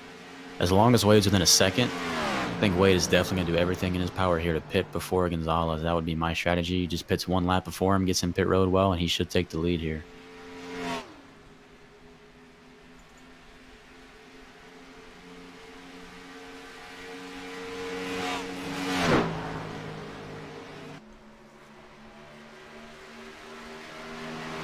Tell you what, Sean, we were talking about it earlier. I'm glad to see Wade with some competition up there. Absolutely, Gonzalez is a new name, I believe. I don't remember him running last week. Maybe he is did, a new but one. Regardless, he's up here, and he didn't get the pole, but he didn't need to because he didn't qualify. Qualified 11th, or excuse me, gridded 11th. Did not lay down a lap and ran his way all the way to the front, and is obviously laying down some really, really fast laps here. Sometimes fast on the Wade, sometimes not. Nevertheless, Wade Hustad is not running away with this race, which is a good thing. And I think Wade would agree as well. I mean, Wade's not that guy who just races just to beat up on these guys. He wants competition as well. And I know Wade is a guy who loves the race. Me and you were talking about that earlier as well, JW. He's a guy who loves the race just about every single day. And, you know, racers, of course, they like to stomp on guys sometimes, but they also like to have a good finish knowing that they outran guys they knew were faster than them. So... yeah, and when you love to race and you race every single day, I mean, that's just more and more experience, more and more practice for you to come into these league races and really be competitive, and it definitely shows with Wade. Absolutely. Definitely one of the fastest guys on track every single week. Looks like Mr. Filya has been having some issues catching up to Thomas, so... he might be solidified there in that top 4 unless we get a caution or something to shake it up. Yeah, I saw him really messing around with the line there in 1 and 2. You can see he's running way high right now in 1 and 2. Yeah, they had almost So, identical laps the last lap, so Yeah, so he's starting trying to every fall off a little... little bit, I would say. Absolutely. I think he really ran off his tires a little bit there early in that run. He was running so hard. He was running, you know, sometimes 2 tenths quicker than our leaders. He was trying to get around some of that traffic. So he's settling in now, and he's not letting these front 3 get away from him. And now we've got a battle for that 6th place. Matt Burgess pulled up on number 9's bumper. Yeah, Burgess was a guy who qualified really well. Looks like he qualified 3rd, and unfortunately just went straight to the back. I don't know if he had an incident or what happened. I do know he had some contact there with the 18 pretty early in the race, and it's obviously set him even further back here, but he's covering nicely. He's going to at least get a nice top 10 here no matter what, just about. He is an Xfinity Series regular, I believe, so every little point's going to matter to him. As it looks like Brian Baez actually is coming off pit road right now. He decided to short pit. Really short pit. Yeah, that's what I would be expecting him to do here with about 40 laps to go. I think that'll start getting guys to come down to pit road. Absolutely, and with that extra set of tires, he still has a set. Everyone else that comes down pit road now, he won't. He's actually 2 laps down now, so he really needs to drop the hammer here. He needs to make up as much time as possible here. If this cycle's through, he needs to make sure he's back on the lead lap. Yeah, as it looks like Kyle Snodgrass is getting close to going a lap down here. He had some major damage early. He's been fighting a tough race, but I tell you what, man, he'll get some good points as he's still in 8th place. Yeah, that you look at that car and you don't think that's an 8th place car, but goodness gracious, he got run over there by the 62, unfortunately, but he's making the most of it and is he's soldiering on. As actually Snodgrass, as we talk about him, is just announced on the radio he's coming to pit road this time. Snodgrass coming to pit road in front of the leaders. He's going to pull to the apron nice and safely. Yeah, locked him up a little bit. Be close if he sped or not. He's already a lap down, so he's going to need a nice clean stop here.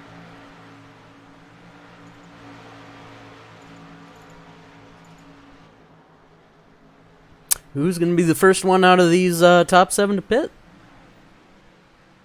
Really surprised Phil y'all hasn't pitted yet. I would have short pitted big time. He's almost 4 seconds back, or over 4 seconds back, excuse me. And here comes the front 2 right now. Wade made a last-ditch effort to get the pit road, and he just run into the back of the leader there, unfortunately. Yeah, and he's not going to be pleased about that. Doesn't look like he did too much damage. Yeah, definitely some right rear damage to the 75 there. Wade's car doesn't look too bad, but it was obviously a last-second decision there. He didn't want to get overshot there by him pitting first, but man. No. That's Thomas Harmon's gonna inherit the lead there. Mm-hmm. None of the other guys pitting yet. And the 75 still comes out first. Wade nor the 75 got a speeding penalty. They're still stacked on top of one another here. It'll be interesting to see where they come out as opposed to Thomas Harmon. Like Burgess just passed these guys here, so slot back in line.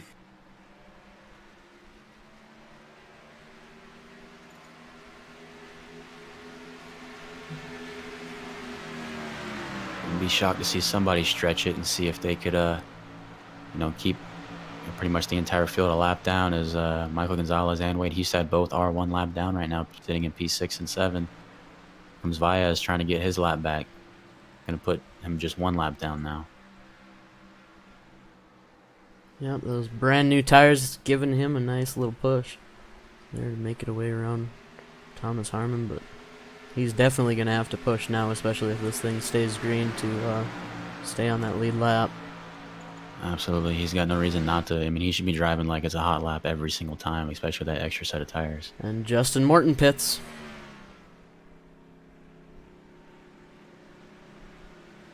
Yep, just 3 cars now. Have not come down pit road. It goes good. Harmon, Filial, and Burgess.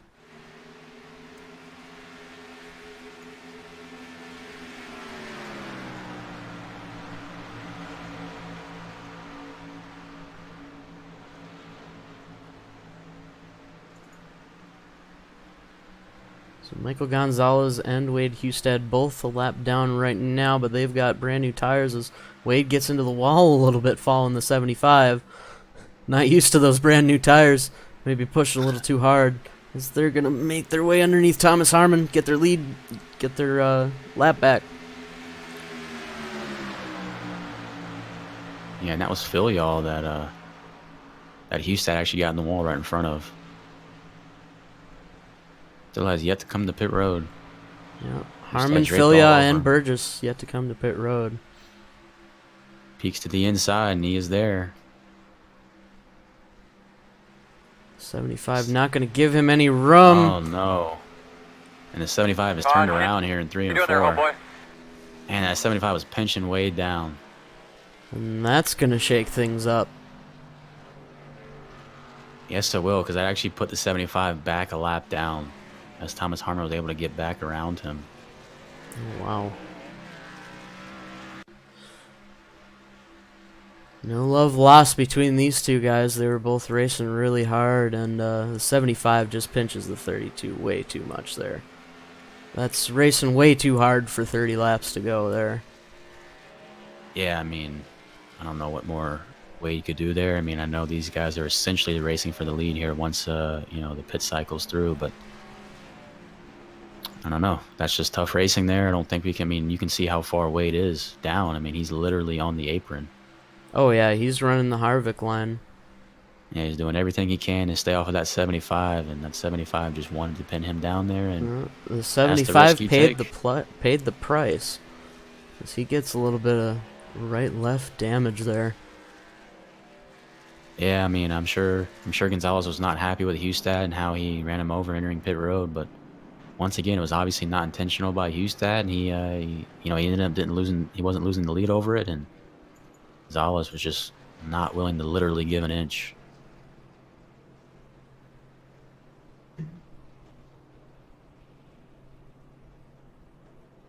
That said, though, this might put Thomas Harmon and Joshua Filial back in the driver's seat here, though, because although Wade Hustad should be the leader once these guys come down pit road, um, Hustad's still going to have, some laps on his tires.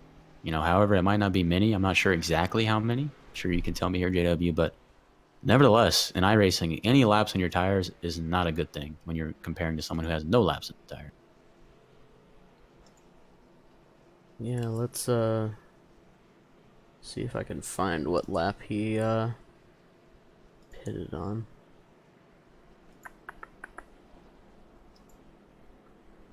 I don't think it's gonna tell me.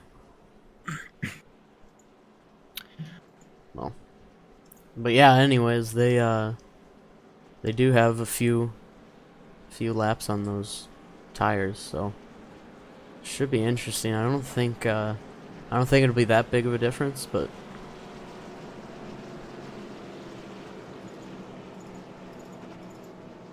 still got 7 cars on the lead lap. Yeah, I'm looking at, I think he has about 6 tires or so, or excuse me, 6 laps on his tires there that Hustad does. So not a huge difference, but we also got to remember he does have nose damage. He did run into the 75 entering pit road, and he got a little bit more damage when 75 cut across his nose. So Yep. not a clean car, but nevertheless, he should have the lead here, I believe. Yeah, as everybody ahead of him trying to get their laps back. Yeah, and that's also going to put Filial right back in the picture here, so I think that's going to be interesting as well. And it looks like the 75 decides to disconnect, unfortunately. So already a lap down here for Michael Gonzalez, as just 7 cars in the lead lap here now. Yeah, that's too bad. You hate to see it, but when a guy runs you hard, you try to run him hard, and didn't quite work out for him. Yeah, I mean, Wade has had a very eventful race here tonight. Usually he has really quiet races, but tonight it's been pretty eventful. So, had some run-ins with the 77, even had a run-in with the 75 earlier where the 75 ran him up the track. But right there, I just don't think there was much Wade could have done personally. No, there's nothing that Wade could have done there. And I'm not solely putting the blame on the 75. He's racing hard, but the guy still has to have some room on the track to run. Yeah, I really don't, especially at these 1.5s, I don't like pinching a guy down. Being on that outside lane, you want to give that guy at least up until that seam, just in case, he hits the apron or something and takes you out. Mm-hmm. And I mean, it just looked like that was the case there, that Wade was giving him maybe too much room and got on the apron a little bit, just slid up just enough, or, you never know, even with netcode, somebody could be right there and just get punted by netcode. Yeah, it's a shame. However, Hustad still has a chance to win this race, and Filial is obviously right where he wants to be. He wants to challenge this 32. He felt like he was done wrong earlier. So we're going to see what happens here. Yeah, now that the 32 has some damage, the 77 is going to have a chance. Yeah, and you could argue that Thomas Harmon, not only does he have, equal tires at a 77 now, and Hustad is a little bit older, Harmon might have the least amount of damage out of these guys if the pace car pulls off. Green flag. Here we go. Pretty poor restart at his 77 there. Burge is already looking to his outside. Harmon's already clear of Filial. Heading into 1. He's already on the inside of Hustad here. Yeah, Hustad got some pretty significant damage from that pit road incident. I think that that nose is a little bit crumpled in. And Harmon's already clear. He's looking to set sail. Wade's one of those guys, though, that he's good at working with that damage and still being fast. This Filia is going to sneak to his outside. Absolutely. He's looking there. Running that middle line. Should clear Wade going into 3 here. And once again, Wade lifts a little bit, and and maybe once he again, decides he's gotta learn his car here for the next less than 30 laps we got left. Really got to learn how that damage is affecting the car and learn where he can be faster than these two guys, because looks like Filia is closing the gap on Harmon now. Yeah, Filia was just 0.02 faster than Harmon that last lap, but nevertheless, Harmon sees a rear view of that orange car in his rear view, or whatever color it is. I don't have trading paints open. Yeah, Harmon's in a purple car and the 77's in the blue one. Gotcha.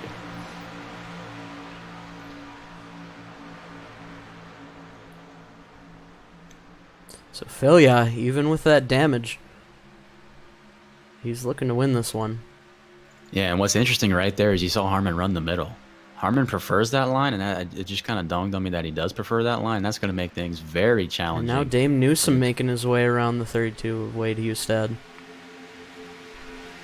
Justin Morton back there looking to get around him too, so.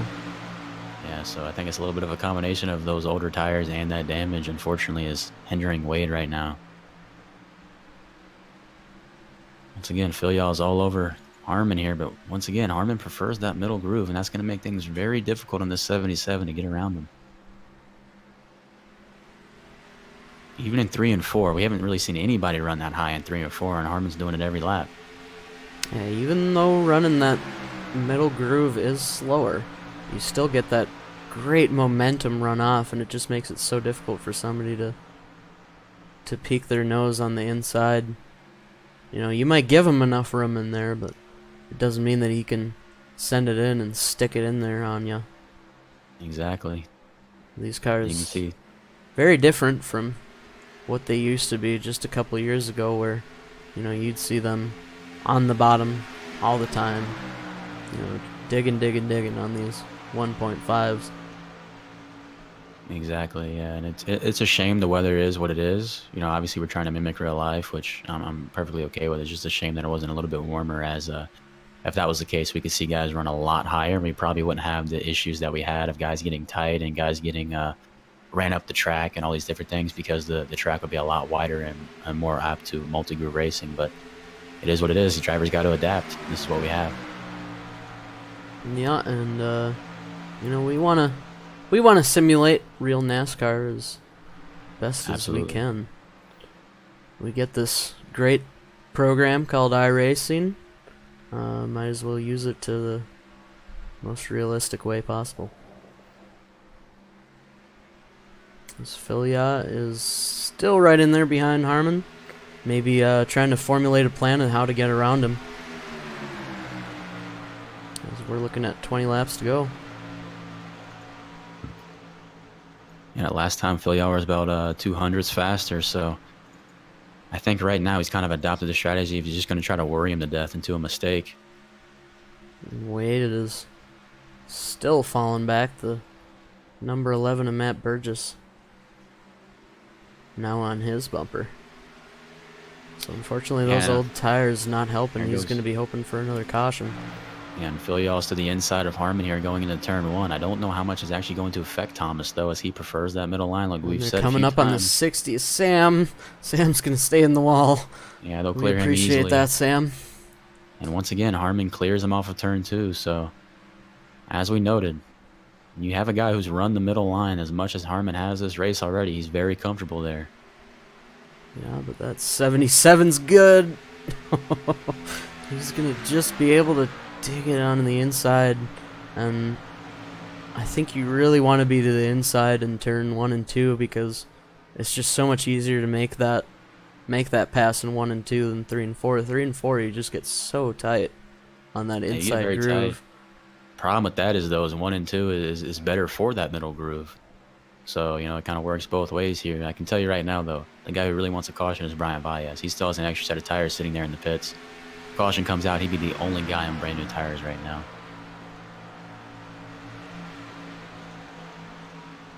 Filial really sends it off there in the 1 this time. And still, it's just not enough to clear Harmon off of turn 2. Nope.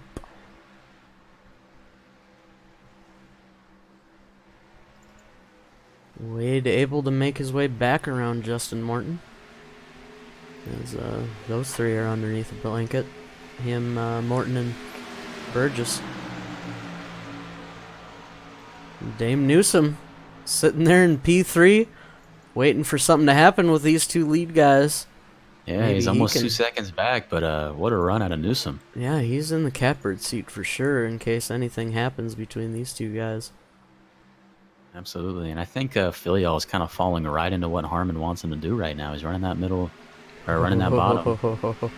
It's getting real close. Really close.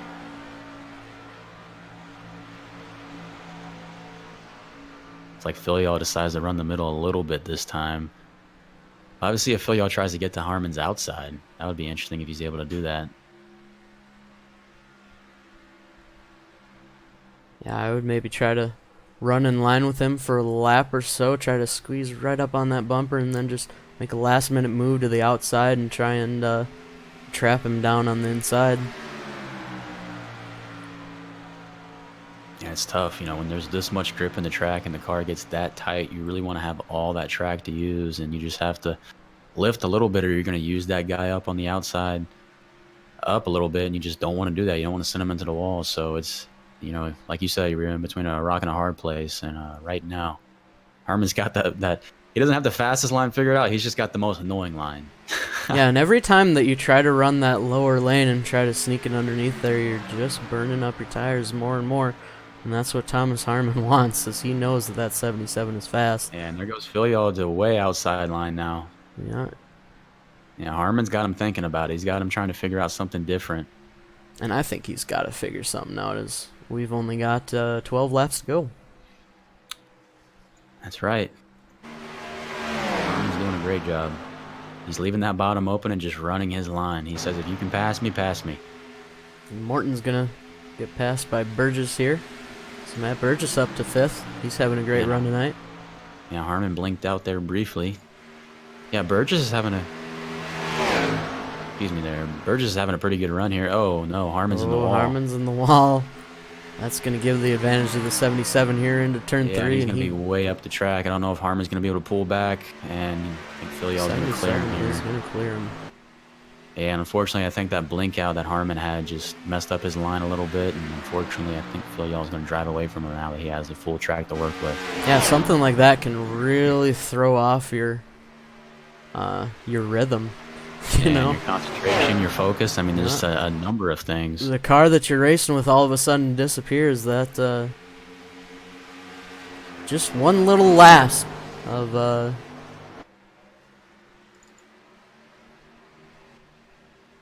paying attention, and you get in the wall.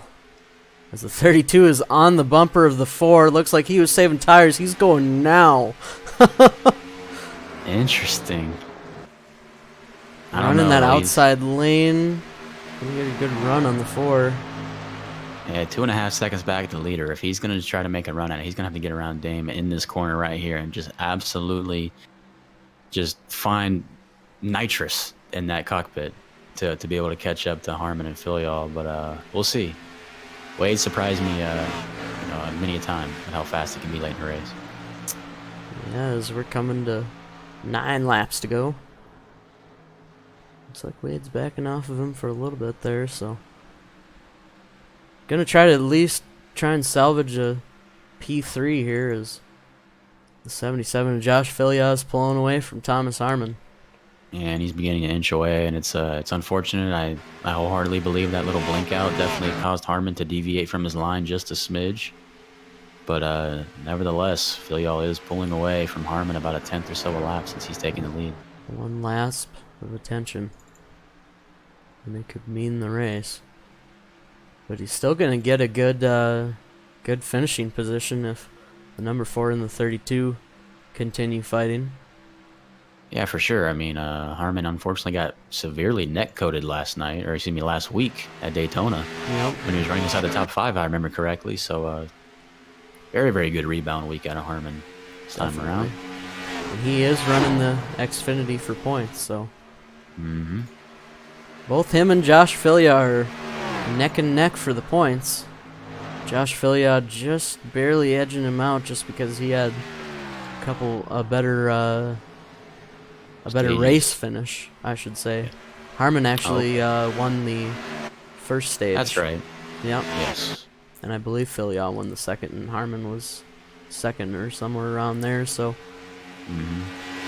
Gonna be looking at these guys as Kyle Busch and Kevin Harvick of the Xfinity Series, maybe. For sure, yeah. And Filial's obviously proven here tonight that his stage win last week was no fluke. He isn't going to win a stage here tonight, I don't believe, but he's looking to win the most important one, and that's the race. Just a few laps away from it. Coming to 5 laps to go.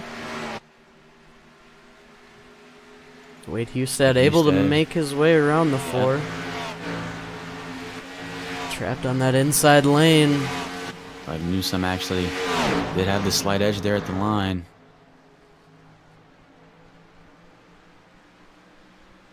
Newsom gonna give him room there on the inside. That's good. I think Wade could use that. He's had a rough race. Yeah, he has. He's had some wild things go on here that we usually wouldn't see out of Wade. Ford's not giving up though. Now he's looking to cross over. Gonna get to his inside here. Really sense it off there into turn 1. Quite the battle for position number 3.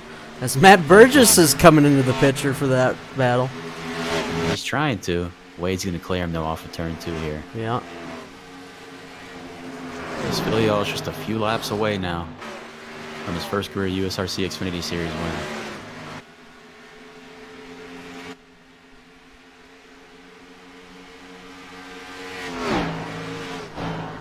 Josh Filia, a brand new face last week. Had a great run at Daytona. Now looking at the win at Atlanta. Starting out the season strong.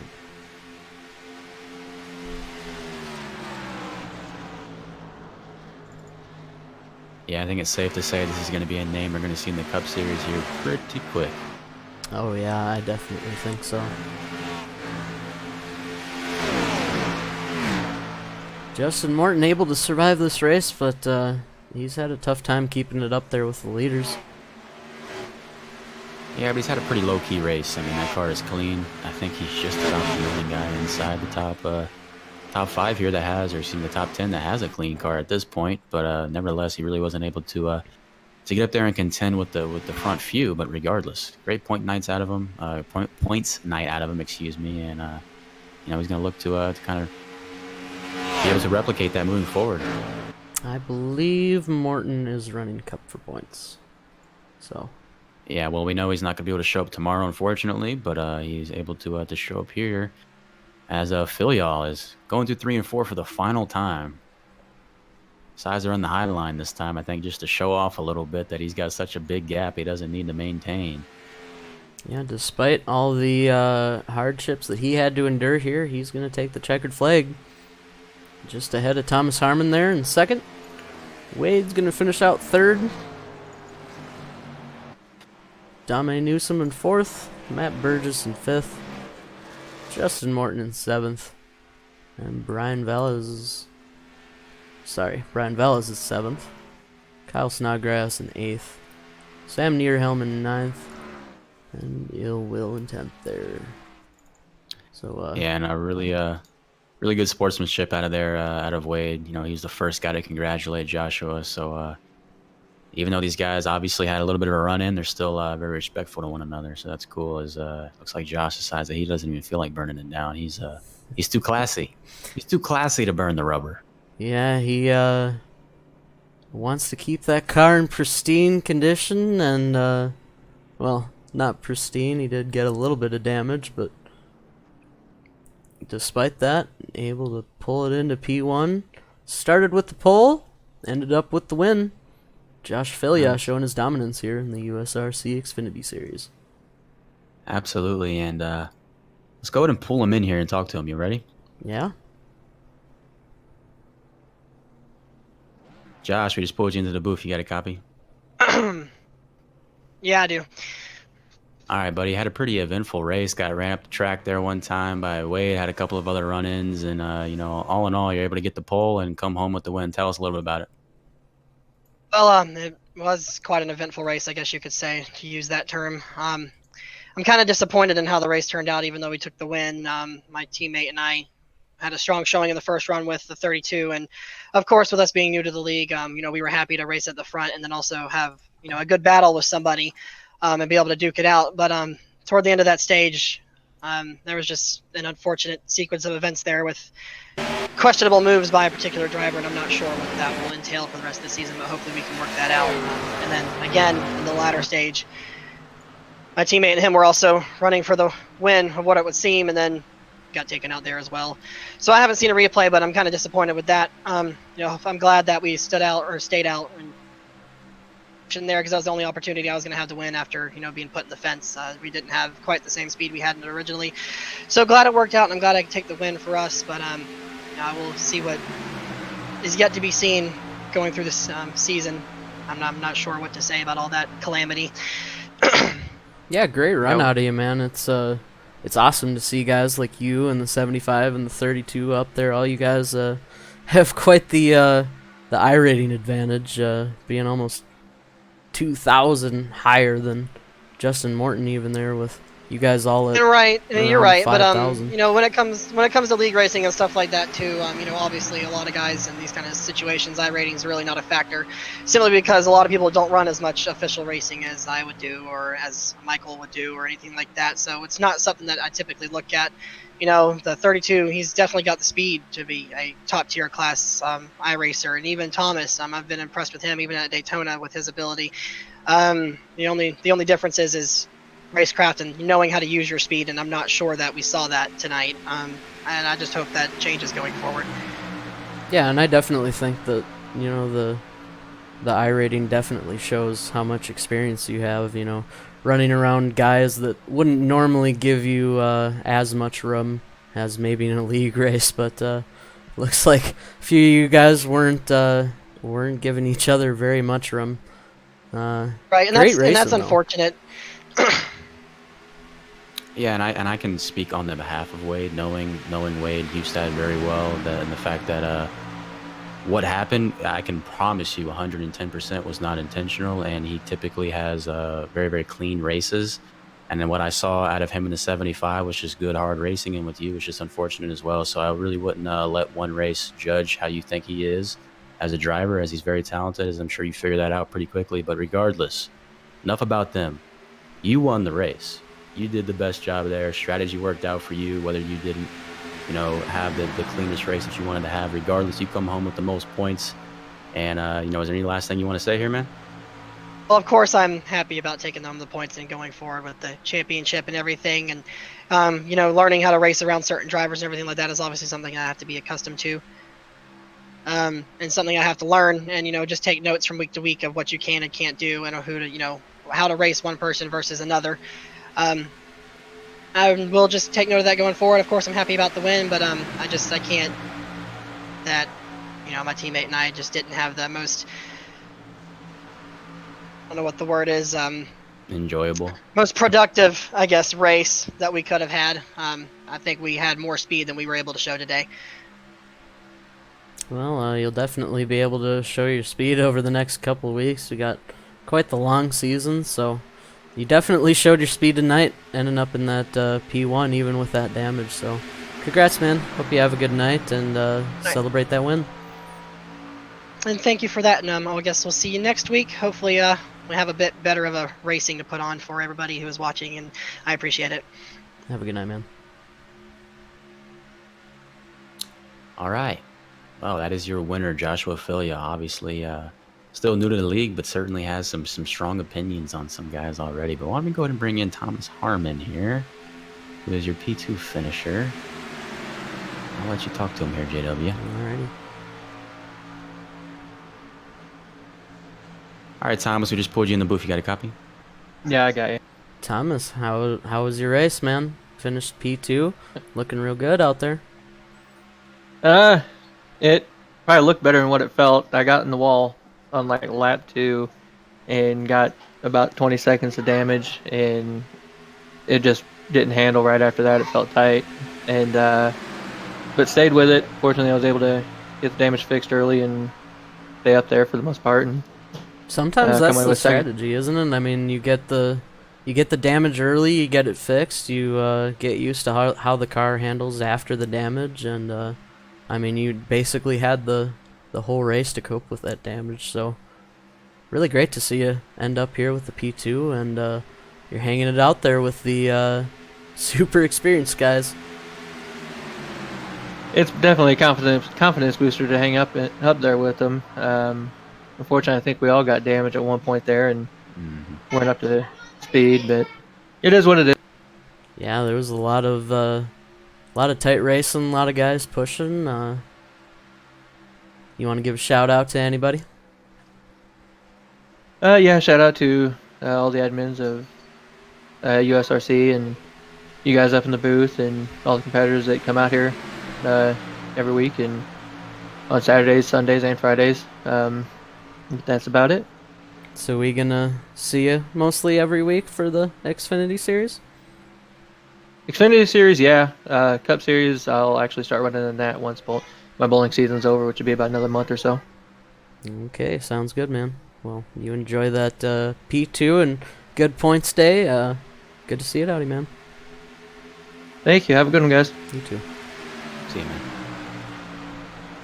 That was Thomas Harmon, your P2 finisher. All right, let's go ahead and get the guy I think we want to talk to about a little bit of some of these incidents because Mr. Wade Hustad is up next. Let's go ahead and pull him in here. All right. Mr. Hustad, we just pulled you in the booth. You got a copy? Yes, I do. All right, Wade. I've watched you race a lot over here the past several months, and that was probably the most eventful race I've seen you have in quite some time. Why don't you give us a little bit of a rundown of what happened? Hey, first of all, yeah, that was a lot of fun tonight. Racing with Joshua, and I think it was Michael there. It was really good, close, hard racing most of that duration. It was just deciding whether or not they were saving a little bit of tire. It seemed like in the longer run they were kind of saving a little bit.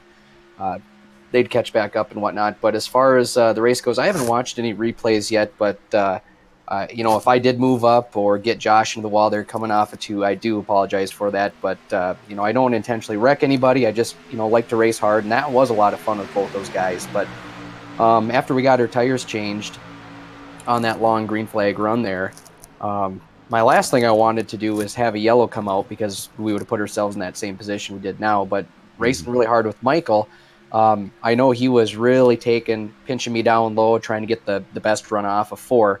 And I got to watch the replays and see what happened there. But I hate to see yellow come out there because it really put us in the position of just trying to scavenge and get a top 5. Yeah, it just looked like on that incident there, you were holding your line great. You were doing the Harvick line, and it looks like he just pinched you a little bit too much there. And regardless of whether it's him pinching you too much or it's neck code, you don't want to get that close to a guy on the inside there because, like what happened with him, it just ended up screwing up his race, and he disconnected after that. So. Yeah, I hear you there. And, he's trying to do the best he can, and it was fun. That was a blast trying to race side by side with those guys. I think it was a stretch between 40 and 80 lap-wise that we were just going side by side, exchanging positions. It was a blast. But the possibility of netcode is always there, and I would say I probably race close, sometimes a little too close too, and you kind of put yourself in a position to get wrecked or spun out. But overall, it was a fun race. It was super long. But congrats to Josh on that win. Well, I tell you what, man, it was amazing to see some guys actually be able to hang it out there and race with you because, you're always the dominant guy when it comes to our league anyways. But we're starting to get some new, very talented, very experienced guys coming up, so you're going to have some competition here for this year. Yeah, it's really good to see. I hope to see Josh and Michael back. I think this might have been the first race that I've seen them, and it was too bad that Katie disconnected. I know she's pretty wicked fast too, but this year I think it's going to be pretty fun with the competition that we have coming in, and then just the friendships that I've gained over the last year or so racing with you guys. Yeah, unfortunately Katie started about 6 laps down, so she didn't really have a chance to get back on the lead lap once guys started going a lap down, but yeah, definitely a lot of A lot of really talented guys here, but always glad to have you, Wade, and hope you have a good night, man. That's a good P3 finish for you. Yeah, thank you guys. It was a lot of fun, and next week should be great if we have those guys come back. Absolutely. All right, well, we'll catch you tomorrow, hopefully. Sounds good. We'll see you there. All right, see you, buddy. That was Wade Hustad, your P3 finisher there. So it looks like Dame Newsom is not in the... Actually, yes, he is. Excuse me. So we'll go and pull him in here, and we'll talk to him here. JW, why don't you talk to this young fella? Sure. And here he is. Mr. Newsom, we got you in the booth. Got a copy? Yes, sir. Well, P4 finish for you. Looked like you were running up there with the guys. How was it feeling there tonight? It was feeling good. I was just trying to save my stuff, but I think I wore it out a little bit too much at the end there, trying to catch the two guys in front. But overall, it was a good race. I'm happy with fourth. Yeah, it can be hard trying to hold on to those lead guys, as those guys are some of the most experienced racers in iRacing even. So, but you made it look good there in that number 4. Anybody you want to give a shout out to? Well, let's shout out everybody in the league and my teammates in Track One Motorsports and you guys for broadcasting. Well, we thank you so much for coming around. You have any interesting tales from the race that you want to tell us about, or do you have a pretty uneventful race? Yeah, I had a pretty uneventful one. I was just trying to save my stuff and not get in no trouble. That's about it. Hey man, with these long endurance races, that's definitely the best plan. Yeah. Great finish tonight, P4. Celebrate that, man. You're gonna have some good points coming in here, and you're definitely impressing us veterans of the league, and maybe you'll get a chance to run in the Cup Series on Sundays. Yeah, hopefully, man. I'm working on it. Well, you're making it look good, man. All right, thanks, buddy. Have a good night. You too. Alrighty, that was Dame Newsom. Yeah, coming home in P4. We're going to finish up here with good old Matt Burgess. Pull him in here. Alrighty. Matt, we just pulled you in the booth. You got a copy? Yeah, 10-4, gotcha. All right, man. You had a good qualifying effort coming home third there in qualifying, and then just kind of looked like it went downhill from there. Tell us a little bit about your race. I was trying to run longer runs, save the tires a little bit. I think it was coming to lap 16, I got doored on the straightaway, so that kind of... So I just kind of hung around the back, and I guess just to attrition, worked my way back. Yeah, we saw that contact with you in the 18. Unfortunate, looked like the 18 just maybe got a little bit loose or just was unaware that you were even there. But regardless, that obviously put you a little bit behind. But we're obviously fast early, and you're able to soldier on with that damage. You know, how much damage did you have? It was about 30 seconds. Yeah, that's some pretty significant damage here on an aero-dependent track like that. So tell us a little bit about this track condition, because we were talking about, you know, just how cool this track was. Could you make the, you know, even the middle line work at all? I never actually worked on the middle line at all. I was taking the low line because it saved your tires longer. I knew with the stages it wasn't such a big deal, but I knew with that last stage, odds are it'd probably go green longer. So I was trying to make sure I could work that low line and save tires and pick up spots with, you know, better tires at the end. Yeah, it looked like you and Morton and those guys back there were having a real great battle there at the end. Anybody you want to give a shout out to here, Matt?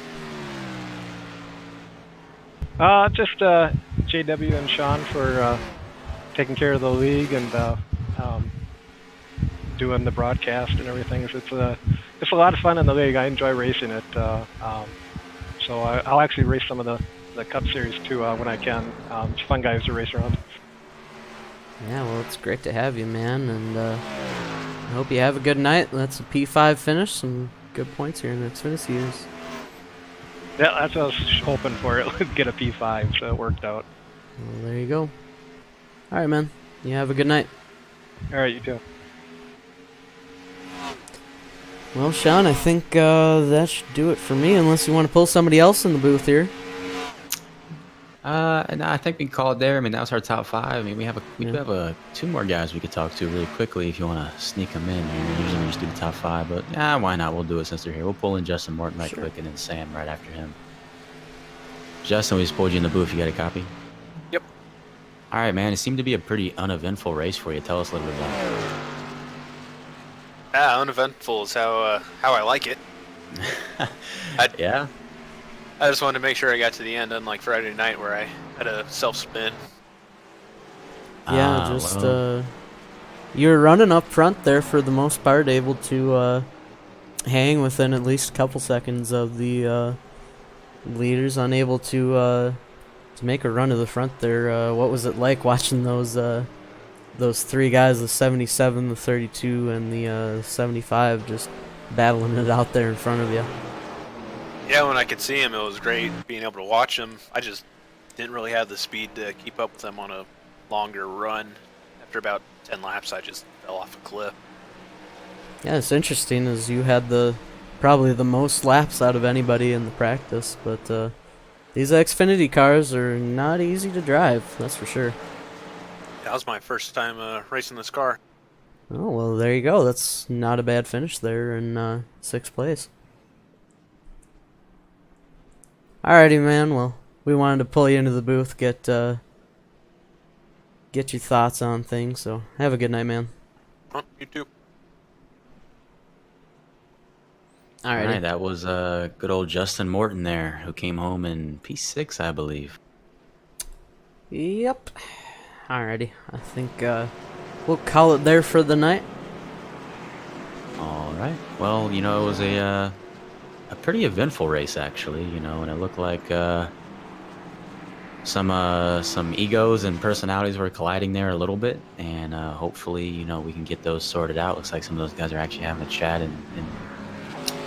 in a text chat here now, but ultimately it was a pretty good race here, JW. Unfortunately, we didn't have a better turnout, but regardless, it was still really good racing here, and I'm looking forward to next week at Vegas. Yeah, and I think as we get to more of the more popular tracks, we'll get some more people in, so just depends. Maybe some people took this week as a week off. You never know. People have other things to do in life, and we can't expect them to show up every week when they don't even get paid for this, so. Yeah, exactly, but nevertheless, if you guys can come out, or you want to join and you happen to just stumble upon this stream, by all means, please shoot in an application there in iRacing. Just look up the United Sim Racing Championship, and you'll be slotted into this Xfinity Series here right away, and be well on your way to running in the Cup Series. Yeah, everybody in the stream, hope you enjoyed the race. If you're looking for a league, go ahead and scroll down, and you can see all of our information down there. Got our website and the league page, and yeah, go ahead and check us out. We will accept anybody that has at least a few starts on iRacing anyway, and we'd love to see you. You can also check out our YouTube page. We're going to be uploading all of the 15-minute recaps on our YouTube page, so scroll down, you can find the link to that as well. Go ahead and subscribe to us on there, that's free. Follow us on Twitch if you want to see some more races, and we'll be live for almost every race. I'm sure you'll definitely want to take a break, and I'll probably want to take a break about once a month, but we'll get most of the races in here, and all of the really popular and iconic ones. Maybe some of the races that we have 2 of, maybe we'll skip then. But for now, hope everybody has a good night. Thanks for watching, and we'll see you tomorrow for the Cup Series.